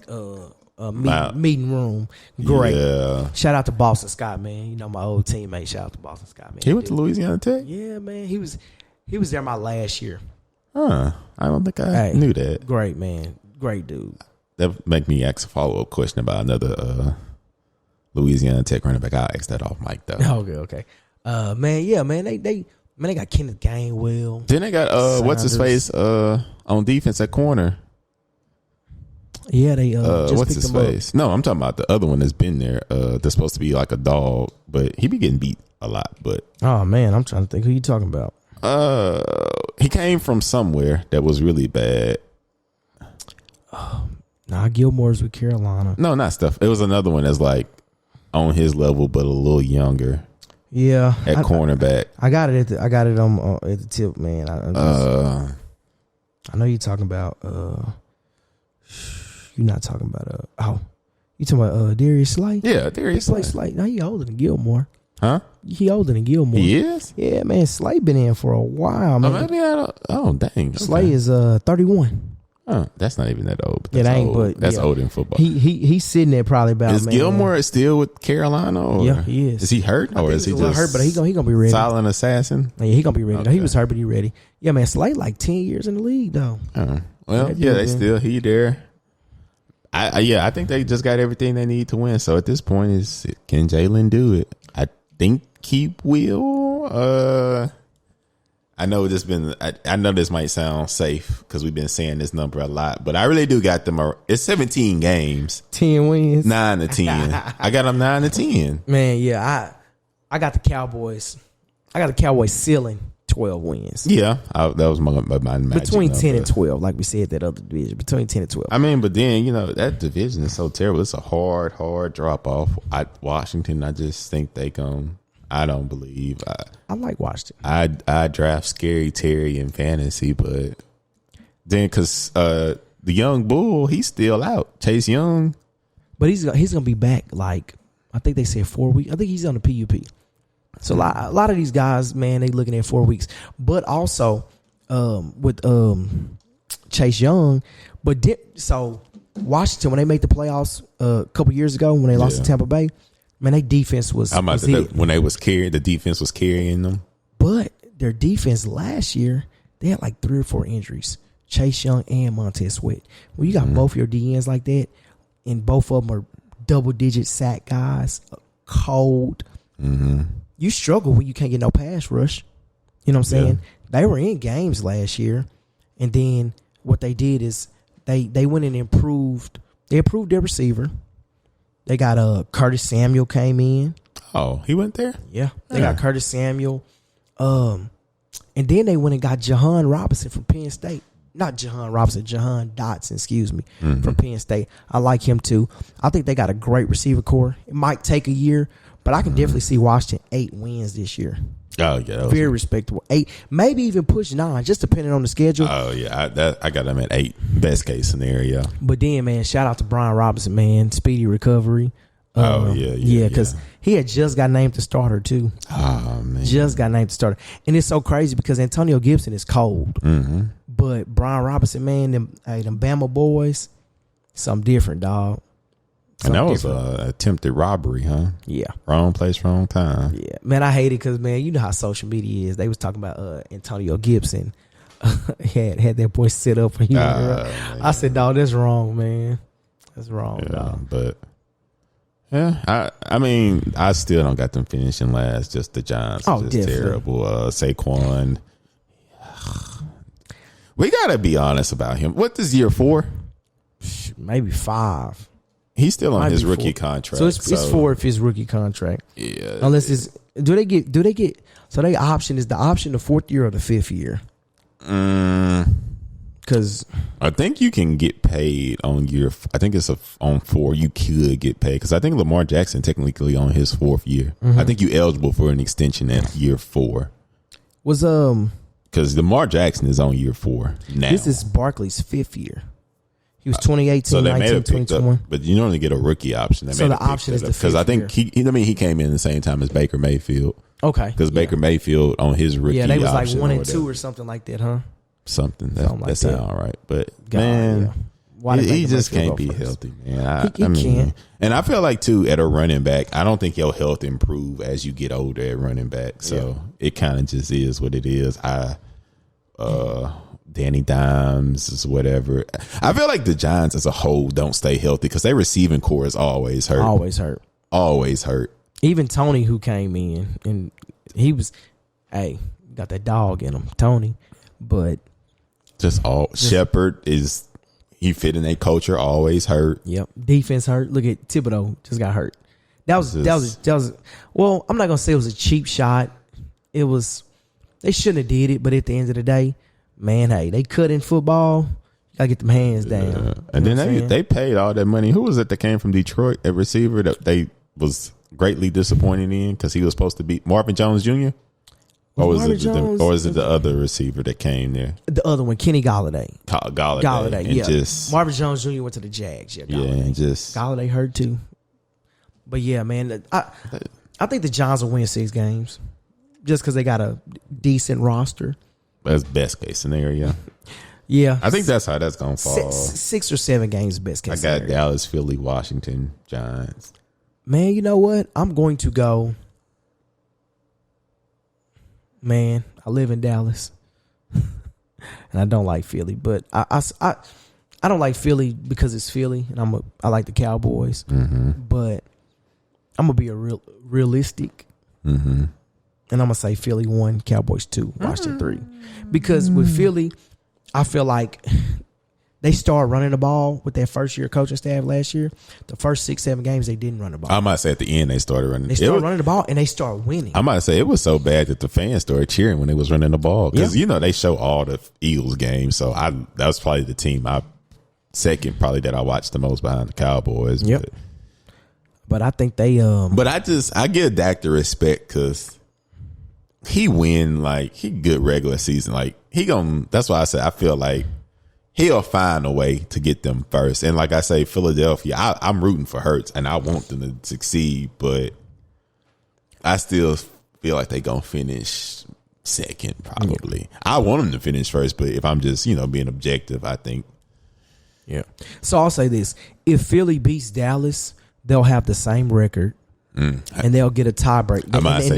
They'll split. See that can happen. Yeah, they'll split, and then they'll have a tiebreaker somehow over Dallas, conference record or something like that.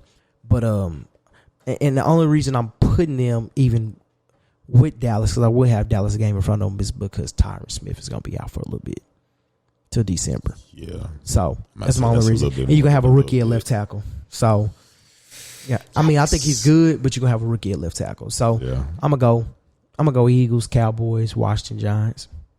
Okay. Going to the North now. Oh man, the North is just shambles. Green Bay. Let's move on. Yeah. No, just I think the Vikings are gonna be respectable.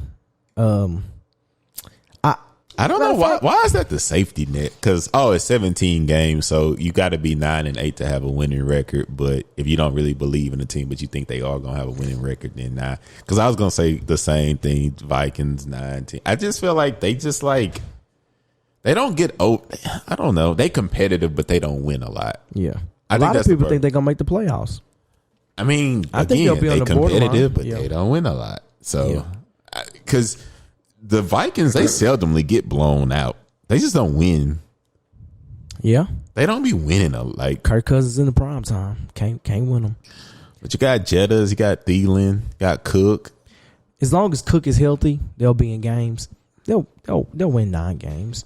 I think they'll win 9 games. I think Green Bay. I was looking at Green Bay's schedule. Green Bay's schedule is not really hard.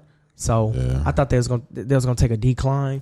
But, I was looking at a few things, and it's saying, hey, they're going to run the ball a lot more. And with that 2-headed monster, they're going to win 11, 12 games. And then you got the Bears, who they're going to struggle. I like Justin Fields. About them. They tanking on purpose, man. We don't even got to. They literally got rid of all their good players to strategic. Because I think it's technically illegal to tank in the NFL. It ain't like the NBA where you can, and it's just it's so many games and so many. It's more teams, so it's we can turn a blind eye, but you got to play multiple times a week so you can sit people out. And the Bears, they just they tanking. It's all good. I feel like they putting Justin Fields in a position to fail, but because I'm gonna be honest with you, I was watching college football. Him and Trey Lawrence. Wait, was Trevor it Lawrence? Trevor Lawrence season. I don't know the difference, bro. It wasn't. They was both like disturbingly accurate. Yeah. But you're a white quarterback. You're a white prototypical quarterback. The quarterback prototype is 6'4", 220, 230. Got a rocket of an arm. But Justin Fields, he not short, but is he that tall? Oh, he's like 6'5". Really? He's I didn't think he was that tall. 6'4", 6'5". He's all of that. The only thing he's missing is the white skin. Yeah, I'm gonna say because that's the last time I was paying attention when them two was playing. I was like, bro, it's no difference. Yeah, they both like extremely accurate. They both pretty mobile. Justin Fields a little bit more. Yeah. But I was like, bro, it's no difference. Like, and it's just, but again, I think I will hope that what they doing is they gonna tank, then just open their pocketbooks and cash out next off season. And I hate it because you got guys like Roquan Smith wanted to leave. He's staying, but he wanted to leave because they're not competitive. Yeah, because he know what they doing. They tanking. Yeah, and I hate and that. They don't want to pay because again they gonna open up their pocketbooks next off season and cash everybody out, and then hope to like see Fields on a competitive team before they actually have to pay him to see if he is what he is or not. Yeah. But then again, Trubisky, I just think that whole thing was just, I don't know why I feel like scouts listen to these media heads, and once they start locking in and praising a random person, it's just okay. Yeah. Because there's nothing about Trubisky in his one solid year that said that he should have been where he was. At all. I think like Trubisky, I think he has some good showings, but they just praise that dude. I'm about to say that's why I said they always just pick a random quarterback to just hype up that like they not really like that. That's why I say that division is going to be. Well, I know I haven't been watching Hard Knocks, so you feel differently about the Lions than I do. So I've watched 1.5 episodes, but I felt like that before them because like I say, I keep up with football, and I think I like Dan Campbell. Just when he was with the Cowboys, I think he's one of them chippy guys who one of them blue collar guys just gonna work hard, gonna hit you in the mouth, and that's the type of team he gonna build. Yeah. Jared Goff, I'm not just necessarily sold on Jared Goff, but I mean obviously he was with the Rams. He can win games. Yeah, I'm about to say he's proven if you surround him with talent, they can do something. I mean, I don't think he elevated nobody's level of play. Yeah. But, I mean, yeah. I like their running backs. I like Jamal Williams and DeAndre Swift.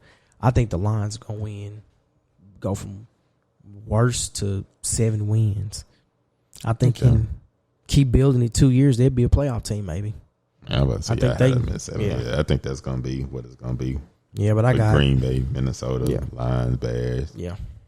I'm not scared of Lions and Tigers and Bears. Yeah, man. That's same. I ain't gonna argue with you on either. Yeah. Same order. Then we go with the Saints. I mean, the South, NFC South. I think Atlanta just in rebuild mode. Yeah. Really not even there. They just got Pittman. That's not his name, is it? Tight end? Pitts. That's it. They're gonna be the last in the division. Who they at quarterback? They're not doing Felipe. Oh, Mariota gonna get the start. Hey. That's cool that he get another chance. I don't know what'll happen, but I mean at the same time, I don't criticize him that much because what is he surrounded by? So yeah, I feel like whatever. I feel like if they was to win 7 games, the city should be happy. Yeah, I think they could get 7 games. I had the Falcons, man. I had the Falcons and the Panthers actually. I had the Falcons sitting at like 6-7 wins. I got the Panthers at like 7, maybe 8. I'm not a Baker Mayfield. I'm not a Baker Mayfield guy. I don't. He's a one read quarterback. He only got one read. It's so crazy because when they said Odell dad came out with that video, dog, or posted that video, I had been saying it just for like 2 years, bro. He can't read. And I mean, maybe he'll get with another quarterback coach and improve, but like he's not good to me, bro. He's another one of those quarterbacks who was glorified. Yeah. And then I'm about to say, I wasn't even crazy over him when he was in college. I think if by the grace of our great Lord, if Christian McCaffrey stay healthy the whole season, I'll give him 8 games. Yeah, I can do 8 games. But realistically, he's not gonna stay healthy, so they'll win 6 to 7. Yeah, I'm with you. They'll win the first week though, because they playing against the Browns. I don't think they're gonna beat the Browns. I'm with you on the 8 wins though. Because that's if Christian McCaffrey stay healthy, which I don't believe. So 6-7 wins. Yeah. We can move on from Carolina because I don't care for Baker Mayfield. Yeah, then Tampa Bay. They got Tom Brady back. They got a lot of injuries on that team right now, too. Right now, their offensive line is in shambles. Yeah, and you got to protect the 45-year-old. But everybody keeps saying that their offensive line is in shambles, which they had a bunch of people get hurt. 3 centers, something like that. Mm-hmm. But when you look at the offensive line, if Tom Brady can get the center together, they still strong. I might say, Tom Brady, he can get that ball out fast. He's done shown that he don't need much time. But the only thing is Tom Brady's downfall. The only one downfall he had. Well, he got 2 downfalls, but I mean, he's slow and can't run. But I mean, it's worked for him for 20 years. You know what I'm saying? Mm-hmm. But the one thing of how people beat them is if you get pressure on Tom Brady up the middle, which he's down to numbers 4 on center, that's the one downfall. So it's kind of like, but that outside he's protected with Tristan Wirfs and I'm trying to think of the other guy's name, but he's protected on the outside. Yeah. So they still got 3 great linemen. They just got 2 questions. You know what I'm saying? When Godwin come in, he not there at the beginning of the season. So they didn't put him on the PUP, and so they're still he's kind of in that little that kind of who was it we were talking about might not play. Oh, Dobbins. J.K. Dobbins. Yeah, he's kind of in that Dobbins range. I think Dobbins is a little more leaning towards playing though than him, but I mean they'll be good still because they got Julio. 700 yards over under on Julio. Over. Okay. Over. I feel like Julio is just it's him against him. If he stay healthy, I think he got a roll with them and he gonna have a pretty good season. Even if he don't have a lot of yards, I can see him having a lot of touchdowns. Yeah, I can see that too. Because I mean, he don't have to be the deep threat. Like that's what they got Mike Evans for. Yeah. Every time I look at Mike Evans, I think, wow, he ended up having a better NFL career than Johnny Manziel. Because in A&M, bro, like they offense was Johnny Manziel will run around in a circle, then just find him on a jump ball, and he's gonna come down with the 50-50 ball. But definitely. I would have never thought Mike Evans would have turned out to be what he is. He never had below 1,000 yards in the season. I know that dude cold, man. Hey, we played against me that year in college. Got 8 alive, huh? Nah, man. Overtime. We lost by 2, man. Dang. We came back though. It was one of the greatest games I ever the greatest game I ever been a part of. One of the greatest games I've ever seen. Overtime by 2 points, man. That was a great game. Shout out to Quentin Patton and Kenny Dixon, man. Kobe Cameron. Hey. A lot of people ain't gonna know those names, man. Them under the radar names, man. If you know, you know. If you know, you know. I'm about to say, didn't they have like the number 1 passing offense or number 2? We was number 1 overall. I'm about to say it was like us and Baylor. I'm gonna say that was when U of H still had that crazy offense too, wasn't it? Yeah, but they were that was more removed like by 1 year, I think. Because that's when they had what's his face that always got a backup job. Case Keenum. Hey man, and it was wild. They didn't have technically a star receiver. He was just slanging that. They had I don't think they had not Ron Broyles. No, he played for Oklahoma. Edwards, who played Braylon something. Man, I can't remember. Hey, just whatever it is. Shout out to Case Keenum and the receiver name I can't remember. They broke the touchdown record on me. Case Keenum, all-time touchdowns in college, broke it on me.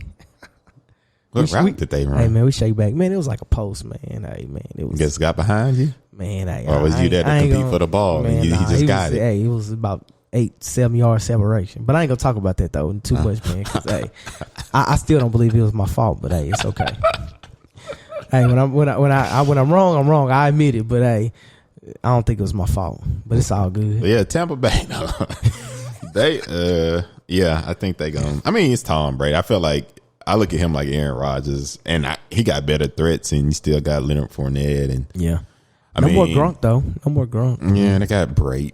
He's still good. I feel like they lost OJ Howard too, though. Hey, don't get me started. Don't trigger me. Don't trigger me with OJ Howard. That's like saying Njoku. I think, hey man, he gonna be good with Watson though. He gonna be good with Watson. I've been hearing that for 6 years now. Baker Mayfield, dog. Baker Mayfield held him down, bro. He gonna be a tight end. Hey, when you can't throw, but they used to send him down the field, bro. They used to send him down the field, and just because look at who was it? Austin Hooper went there too, right? Or did he leave there and went to the Falcons? Ooh. I think Hooper left the Falcons. Yeah, Hooper left the Falcons. Yeah, because they paid him. He had a good season with the Falcons, and they got him paid to go. And then didn't do nothing because Baker Mayfield. I mean, hell, Odell. So yeah, Jarvis Landry. Yeah. I mean, we could keep naming. That's fair. We won't.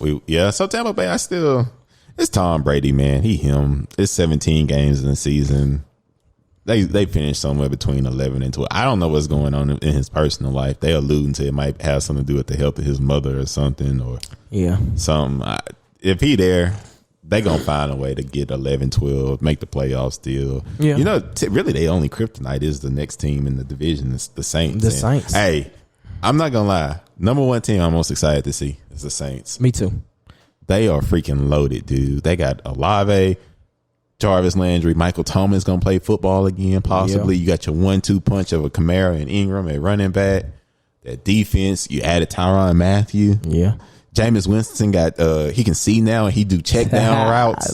Shout out to LASIK surgery, man. Hey, he was balling last year. He was, man. He was on pace for like 40 touchdowns. Yeah, I'm not even talking about the little Green Bay game that may have been like a weird one-off because Green Bay started off with a lot of drama last year. But Saints, bro. I like them. Hey, I got the Saints at 11-12 wins. I got Tampa Bay at like 11 wins. I'm gonna jump out there, man, because we've been safe with the 10. I got them at 13. Ooh, I like it. What up? I think I wrote it down 12-13. You had them at 11. 11 or 12. I got 11-12 for the Saints. I'm at the 13. I believe in them. Health permitted, man. I think they're gonna go far. But the thing is, Kamara got in that little incident and they ain't said anything else about it. I was like, y'all gonna give him time, or y'all just gonna say, well, he just fought and move on? It's kind of been swept under the rug. Well, Deshaun Watson, that stuff was just way more compelling than him getting in a fight with another man. It was a man Kamara got in a fight with, so it ain't as,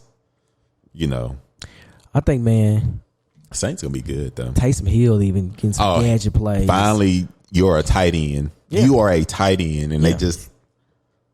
So I like that too. Everybody got a defined role. You ain't gotta do your because it's never been proven. If a little trick play Taysom Hill, cool, but he shouldn't be the quarterback. Yeah, man, he's a good backup, and then just little gadget guy, tight end, H back, bring him in the backfield a little bit, do a little wildcat. That's gonna be great for them. But I'm nervous though about Michael Thomas. They're saying he already dealing with something. I was like, bro, you didn't play for a year. Yeah, hamstring. I don't know if that maybe got to do with the rust, but a player just don't show up without working out and training beforehand. Yeah, going into the season, before they start OTA. So it's like, he's gonna be all right. I think the only thing that's gonna hold, and people would say that the thing that's gonna hold the Saints back is Jameis Winston. I do not think Jameis Winston's gonna hold them back. The thing that's gonna hold them back is Sean Payton leaving, and what is Dennis Allen? I'm going to say that's my question mark. That's it. I got the Saints winning it though. Saints, Tampa Bay, Carolina, Falcons. Yeah, it's gonna fall just like that. Only thing we got left now is the good old West. Seattle, NFC West. I mean, Geno Smith got named the starter. I'm happy for him, but I don't like Geno Smith. But in the trade though, they did get that tight end. Is it Noah Fant or Nick Fant? Noah Fant. They got Noah Fant? Yeah, I think so.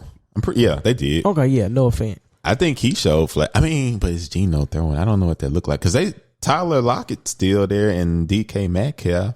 Yeah, he'll have people to throw it to. And then the defense, I can't even. That's what's gonna hurt them. Name anybody. Defense is gonna hurt them. They lost Bobby Wagner. Yeah, I'm gonna say he was the Ram. And then Wright retired. Wright retired. I'm gonna say then the running back had to retire because of his neck. Which running back? Not DJ Dallas, huh? It wasn't Penny. It was the one who's Penny's still there. It was the person who started and then he hurt his neck and he had to retire because of his neck. Yeah. I can't think of his name. Not DJ Dallas, but Chris Carson. Carson. Yeah. So they still have Penny, and then Kenneth Walker is hurt, but they got Kenneth Walker and that dude's cold. And it's gonna be a little boom, boom, boom until Kenneth Walker come back and he's gonna take over. I don't know if it's going to be this year. All that to say, 4 or 5 wins. Oh, that's cold. I'm going to give them 6 then. I was going to go 7, but since you said 4 or 5, I'm going to go 6. I ain't going to lie, man. I'm looking at their schedule right now. That's a gauntlet. Broncos lost. 49ers lost. Yep. Maybe beat the Falcons because they at home. Got to go to the Lions. I don't think they're going to beat the Lions. That'll be a close game. Saints, Cardinals, Chargers, all losses. Giants probably get a win. Cardinals, Bucks, Raiders, Rams. Yeah. Maybe 3 wins. Oh, that's the entire schedule? Nah, they got I could see them. They got the Rams twice. They got the Chiefs. I can see them beating the Jets, Giants, maybe the Lions, the Falcons. That's 4 games, and then I'll just give them one. Yeah, give them one off. Yeah, 5. Yeah, we got them in 5. Never mind. 5 on the high end. Yeah, that's if they win the games they're supposed to win. Yeah, and it's the NFL, so you never know. Yeah. Then we go to San Francisco. Trey Lance. Debo didn't take enough money. He didn't. I'm going to say, then you live in San Francisco. Cost of living is crazy out there. State taxes. Because in California, I would not have taken less than $20 million. He's the offense. Kittle can do offense when he need to, but he really is more of a traditional tight end. But he can catch. Yeah. I think he didn't take enough money.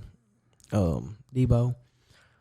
They kind of factored in that little running. Oh, he's a running back too, so let's pay him a little bit less. I think they kind of factored that in, but I would have been looking at it as like, y'all putting me in this backfield, so I need a little bit more money. You know what I'm saying? I am a receiver, sir. I need a little bit more money. Y'all got me sitting here taking 60, 70, 80 carries a year. No, sir. More likely to get hurt. I need some more money. You know what I'm saying? It's just a longevity game. I need more money right now. If y'all gonna do me like that, you know what I'm saying? But man, I think San Francisco, man, they defense is stacked.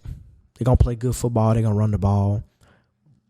It's hard for me to just... That's such an aggressive team. They just play hard, like physically hard. 17, give me... Honestly, I don't know Trey Lance. But if he can be Jimmy G, which means they just going to be run heavy... I would be shocked if it was anything over 10, but I'm going to give them, they're going to have a winning record. So somewhere between 9 and 10. I'm going to give them 10, maybe 11. Just because of the defense going. 11. Yeah, they're going to win some games, man. They schedule, they got they people they play in their division, but then they got the Saints, Chiefs, but they also got Panthers, Falcons, Seattle Bears, some easy wins. For what it is. Washington, Seattle again, of course, in their division. Dolphins, I think they could beat the Dolphins. Oh, yeah, so they might get 10, 11, maybe. Yeah, I think 10, 11. I think the Rams going to win the division. I think they're going to get 12, 13 wins again. I think... man, it's so tough with football, man. People never come back quite the same, even if they bring the same team back, because essentially... True. You brought everybody back. Okay, you replaced Odell with Allen Robinson. Yeah, Allen Robinson, which I don't know what Allen Robinson is. You got to see him in a good situation to see what he still is. I think Allen Robinson is a... I'm not going to say him and Juju. I'm not going to say him and Juju is the same category. I think Allen Robinson is a step above Juju, but they're both kind of like... More so number 2s. I don't even think number 2s. I think they're like 1Bs. Okay, so 2s. 2s. We'll go with 2s. Yeah, man. They're like... I don't know, man. Just... It's kind of... You just can't depend on them to be that guy. But then like I say, the situation was just so bad in Bears. I'm not really as much judging him, but I did watch some of those games, and some of that stuff would be on him. Terrible, man. I had him on my fantasy team. I'm about to say I'd seen him drop a lot of passes last year. He was the reason I couldn't win because I ain't have no glorified number 1 receiver on my fantasy team. I felt like Arizona is what they could have been what the Rams was last year. Because, at the beginning of the year, that was the hottest team in the NFL. They were. And then it was kind of like the thing where they had like brought in all these proven veterans, J.J. Watt, Ertz, A.J. Green, and they still had some of the young bulls. Then they had Hopkins. They had Kurt. Hopkins was hurt, man. That's what was. Yeah, I might say that's. Yeah. And then once Kyler Murray went down, it was just it. But I feel like, and then he is actually only 6-7 games, right? Hopkins? Yeah, 6 games. Okay, so you got that, but you got Hollywood Brown now. You do. OU connection. AJ Green still there. Still got Rondale Moore. Kurt gone now. Still got Ertz. Connor came back. Got Eno Benjamin coming off that bench. The defense, still the solid defense. Yeah, I think they can get 11 wins. They should. I mean, I think the Cardinals, man, they're a sleeper team. You know, man, like I was saying, I like traditions. I like history, following the trends. Mm-hmm. You know, one thing I look at, like for the Super Bowl, I think they're a sleeper team. I think, especially with the Super Bowl being in Arizona this year, you know, prior to the trend of the past 2 years, prior to that, nobody had ever played the Super Bowl in their city. Buccaneers did it. What a great story for Tom Brady, the NFL's baby, the GOAT. Yeah. Boom. Follows up with the Rams. Boom. I also kind of think it was dealing with a little bit of COVID issues because they didn't know if people was going to travel, this and that. So they wanted to keep their money. They wanted to keep people in the city, keep their money and doing that. You know what I'm saying? So they allowed that real quick. So I'm looking at the Cardinals. I'm like, but I don't know. Can they do it? Nah, maybe. But, and then a lot of times you look at what the team they did the year before. They was really good and they just kind of had a letdown. Yeah. So, I mean, they're on the outside looking. I'm about to say, once Hopkins come back, man, that's a mean little wide receiving core. And AJ Green had a pretty good year. His squad kept last year. He did. So, man, I feel like Marquise Brown, we going to really get to see. Yeah. Because he going to be the number one. A lot of open passes. Yeah. So, we'll see.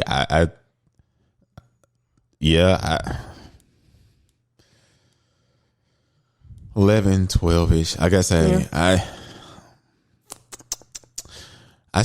think I still got them finishing second, though. I think I'm going to still go Rams. Again, it depends on Matt Stafford health, though. I mean, but like that nagging injury he got right now, because I don't know who their backup is. And I feel like I feel like the Cardinals can still be successful without Hopkins, but I don't think the Rams can be successful without Stafford. I mean, he is a quarterback, but I think I'm still. I don't know. Like I said, I'm always nervous. I don't never think teams are as good when they make a deep run, like unless, like you say, like the Patriots and people like that. But I don't know. I think I'm gonna still go. I think I'm gonna still go Rams, Cardinals, San Francisco, and then Seattle. I'm with you on that. It's gonna be. I think it's gonna be close between the Rams and Cardinals, though. I don't think that's just gonna be like a massive gap at all. Hey, because the Cardinals gave them fits last year for real. Yeah, and San Francisco gave them fits. San Francisco beat them twice until they played in the playoffs. You know what I'm saying? But I mean, it's in the works, though. You know, whatever NFL wants to happen, the NFL is gonna get to happen. You know what I'm saying? Yeah, man. The Cardinals just came up short, man. But yeah, I think that was a pretty good preview, man. We went through literally every division, and we're gonna have you on again. You know, before sometimes sprinkled out during the NFL season, so we can get updates and stuff. But if you want just one last bold prediction, who you think will win the Super Bowl? Ooh, I'm gonna call Buffalo. I mean, it ain't too bold because they the favorite. But I'm gonna go Buffalo. It's up be wide open though, man. Yeah, I'm gonna really shake stuff up though, just because I feel like being adventurous. I'm gonna give it to Buffalo do make a lot of sense. Von Miller over there too. Just to be fun though. Let me just pick somebody. The Bills is a pretty safe choice. Not safe, but that make a lot of sense on paper though. I'm gonna step out though. You know, I'm gonna step out a little bit though. I don't know what I'm thinking. Anything I say, honestly, ain't gonna be how I truly feel because I don't know. I think the Bills probably will win it all, but I don't think the Rams gonna repeat because that don't really happen that much in the NFL. Yeah, but I mean, hey. If a team was to do it, coming in too, that's tough. Health, man. That's the thing about the NFL, man. You just never know. Yeah, he might mess around, be there, and only play 3 games. Hey, that's true. Didn't they used to have old boy from Green Bay when he came, white boy linebacker with the long hair? He did play there. AJ Hawk? No, that's not his name. From Green Bay, he was known because he had the long Clay hair. Matthews. Clay Matthews. He played for the Rams. I think so. I don't know though, man. I don't know who I think it's gonna be. But you gonna go with the Bills though? Yeah, I'm gonna say the Bills. I give you a little more. I'm gonna say the AFC Bills versus Ravens. I'm gonna say NFC Saints versus either Eagles or Cardinals. You know, I could just pick the Rams, but screw it. I think the Cardinals will get it done. Yeah, I'm just gonna go with somebody. I think the Cardinals will get it done. Yeah, I like that pick. They get Hopkins back at a good time. Think they all be motivated. JJ Watt, who knows? Probably not stay healthy. It don't really matter at this point. But yeah, man, I think it'll be a good year. I think though it is.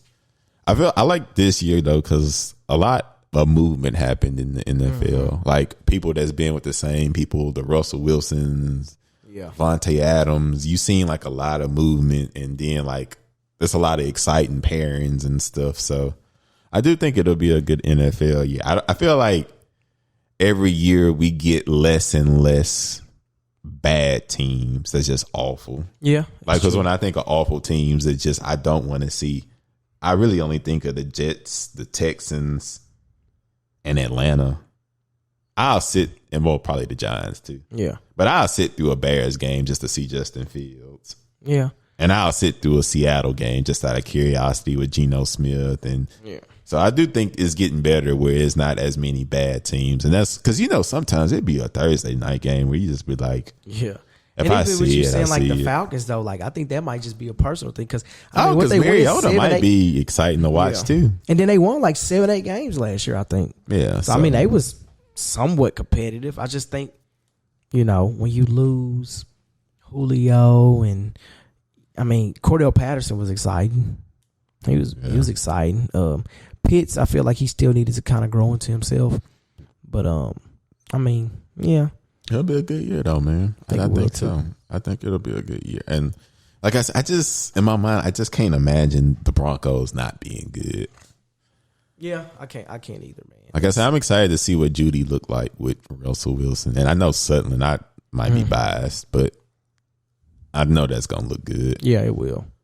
But yeah, man, it'll be some good games this season, man. I do want to see what Odell end up. Yeah. I got my opinions of where he should go. Either the Rams or the Ravens. No, not the Rams. I meant either the Ravens or Green Bay.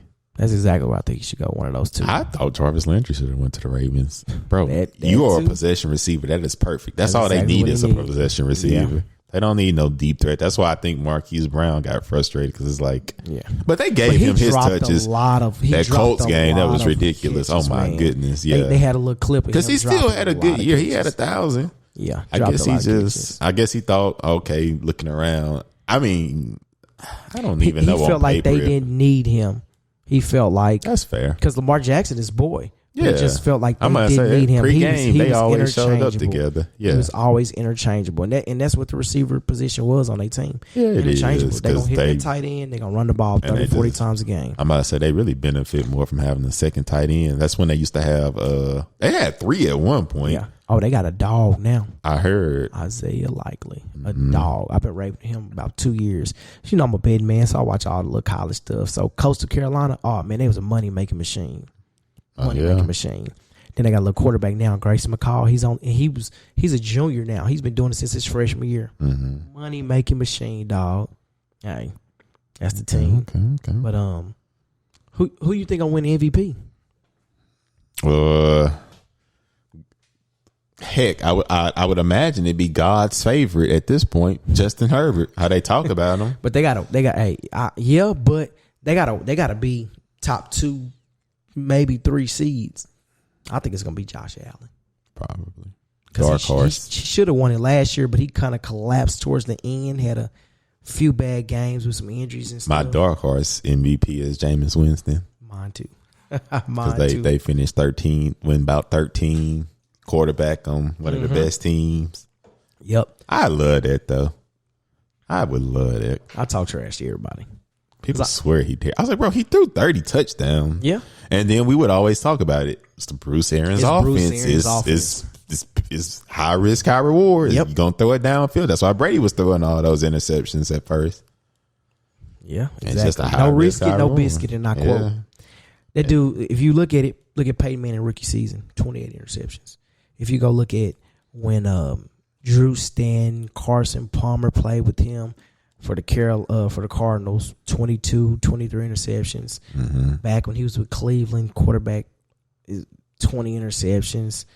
Ben wasn't in the 20s, but he was a higher rate when he was coaching them quarterbacks. And when he had control of the quarterbacks, however you want to put it, offensive coordinator, quarterback coach, head coach, they was throwing a lot of interceptions. Yeah. Not when I think he was receiver coach for a little bit with Pittsburgh. No, because he's coaching receivers. But if you go look at all that stuff, high rate. If you go look at probably the top 20 most interceptions in the season, other than Brett Favre, because he just used to sling that mug around everywhere. But you remember I showed you that stat where I say Jameis Winston and Brett Favre got the same touchdown to interception ratio? Yeah. It's like, bro, they gunslingers. When you throw the ball that much downfield, hey, it's going to happen. It still is the NFL. Yep, but they don't talk about how he was on pace for 40 touchdowns and 10 interceptions. Yeah. Last year with the Saints. I'm about to say, man. And then all those quarterbacks also always improves their second year with Bruce Arians. He didn't get that luxury. Yeah.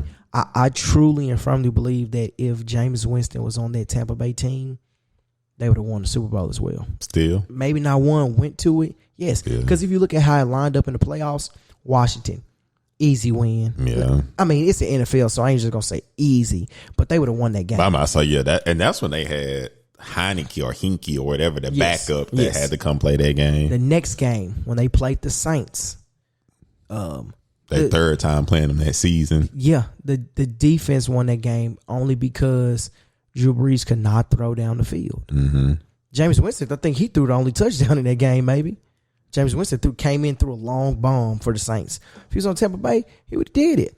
Because when Jameis Winston was here with Bruce Arians that first year, they had the most players to play rookie, most snaps in the NFL. We had a bunch of first-year head coach, a bunch of first-year. That's their first season when people play together. Their second season, they start gelling. Don't get me wrong, they brought in weapons for Tom Brady, but I think the team that they had, and if they still would have brought Gronk in, which the likelihood wouldn't have been there, but if they would have brought Gronk, AB in, he could have did it with that team. Yeah, that's not a knock against Brady because he's one of the best. But let's be realistic. Brady and the Bucs were like 1-6 against winning teams in the regular season. Yeah, so there's nothing that Jameis Winston can't do. I mean, it's 1-6, and that's what I was saying. They didn't beat the Saints in the regular season. Yeah, their defense was doing it. Their defense was winning. Their defense beat the Packers. They lost to the Saints twice. You know what I'm saying? So I mean, Brady's still the GOAT, but I just think that Jameis Winston could have got him there. For sure, man. Unpopular opinion. Yeah, but I'm excited, man. It'll be a good year. Thank you again for coming on, man. Filling in for my good brother Jew. Oh man, I appreciate you, man. Yeah, man. This has been episode 80 of the Transferable Experience podcast. You gotta go ahead and get your song ready, man. But yeah, man, thank you once again for coming on. As always, remember to do all the things on all the things. And till next time.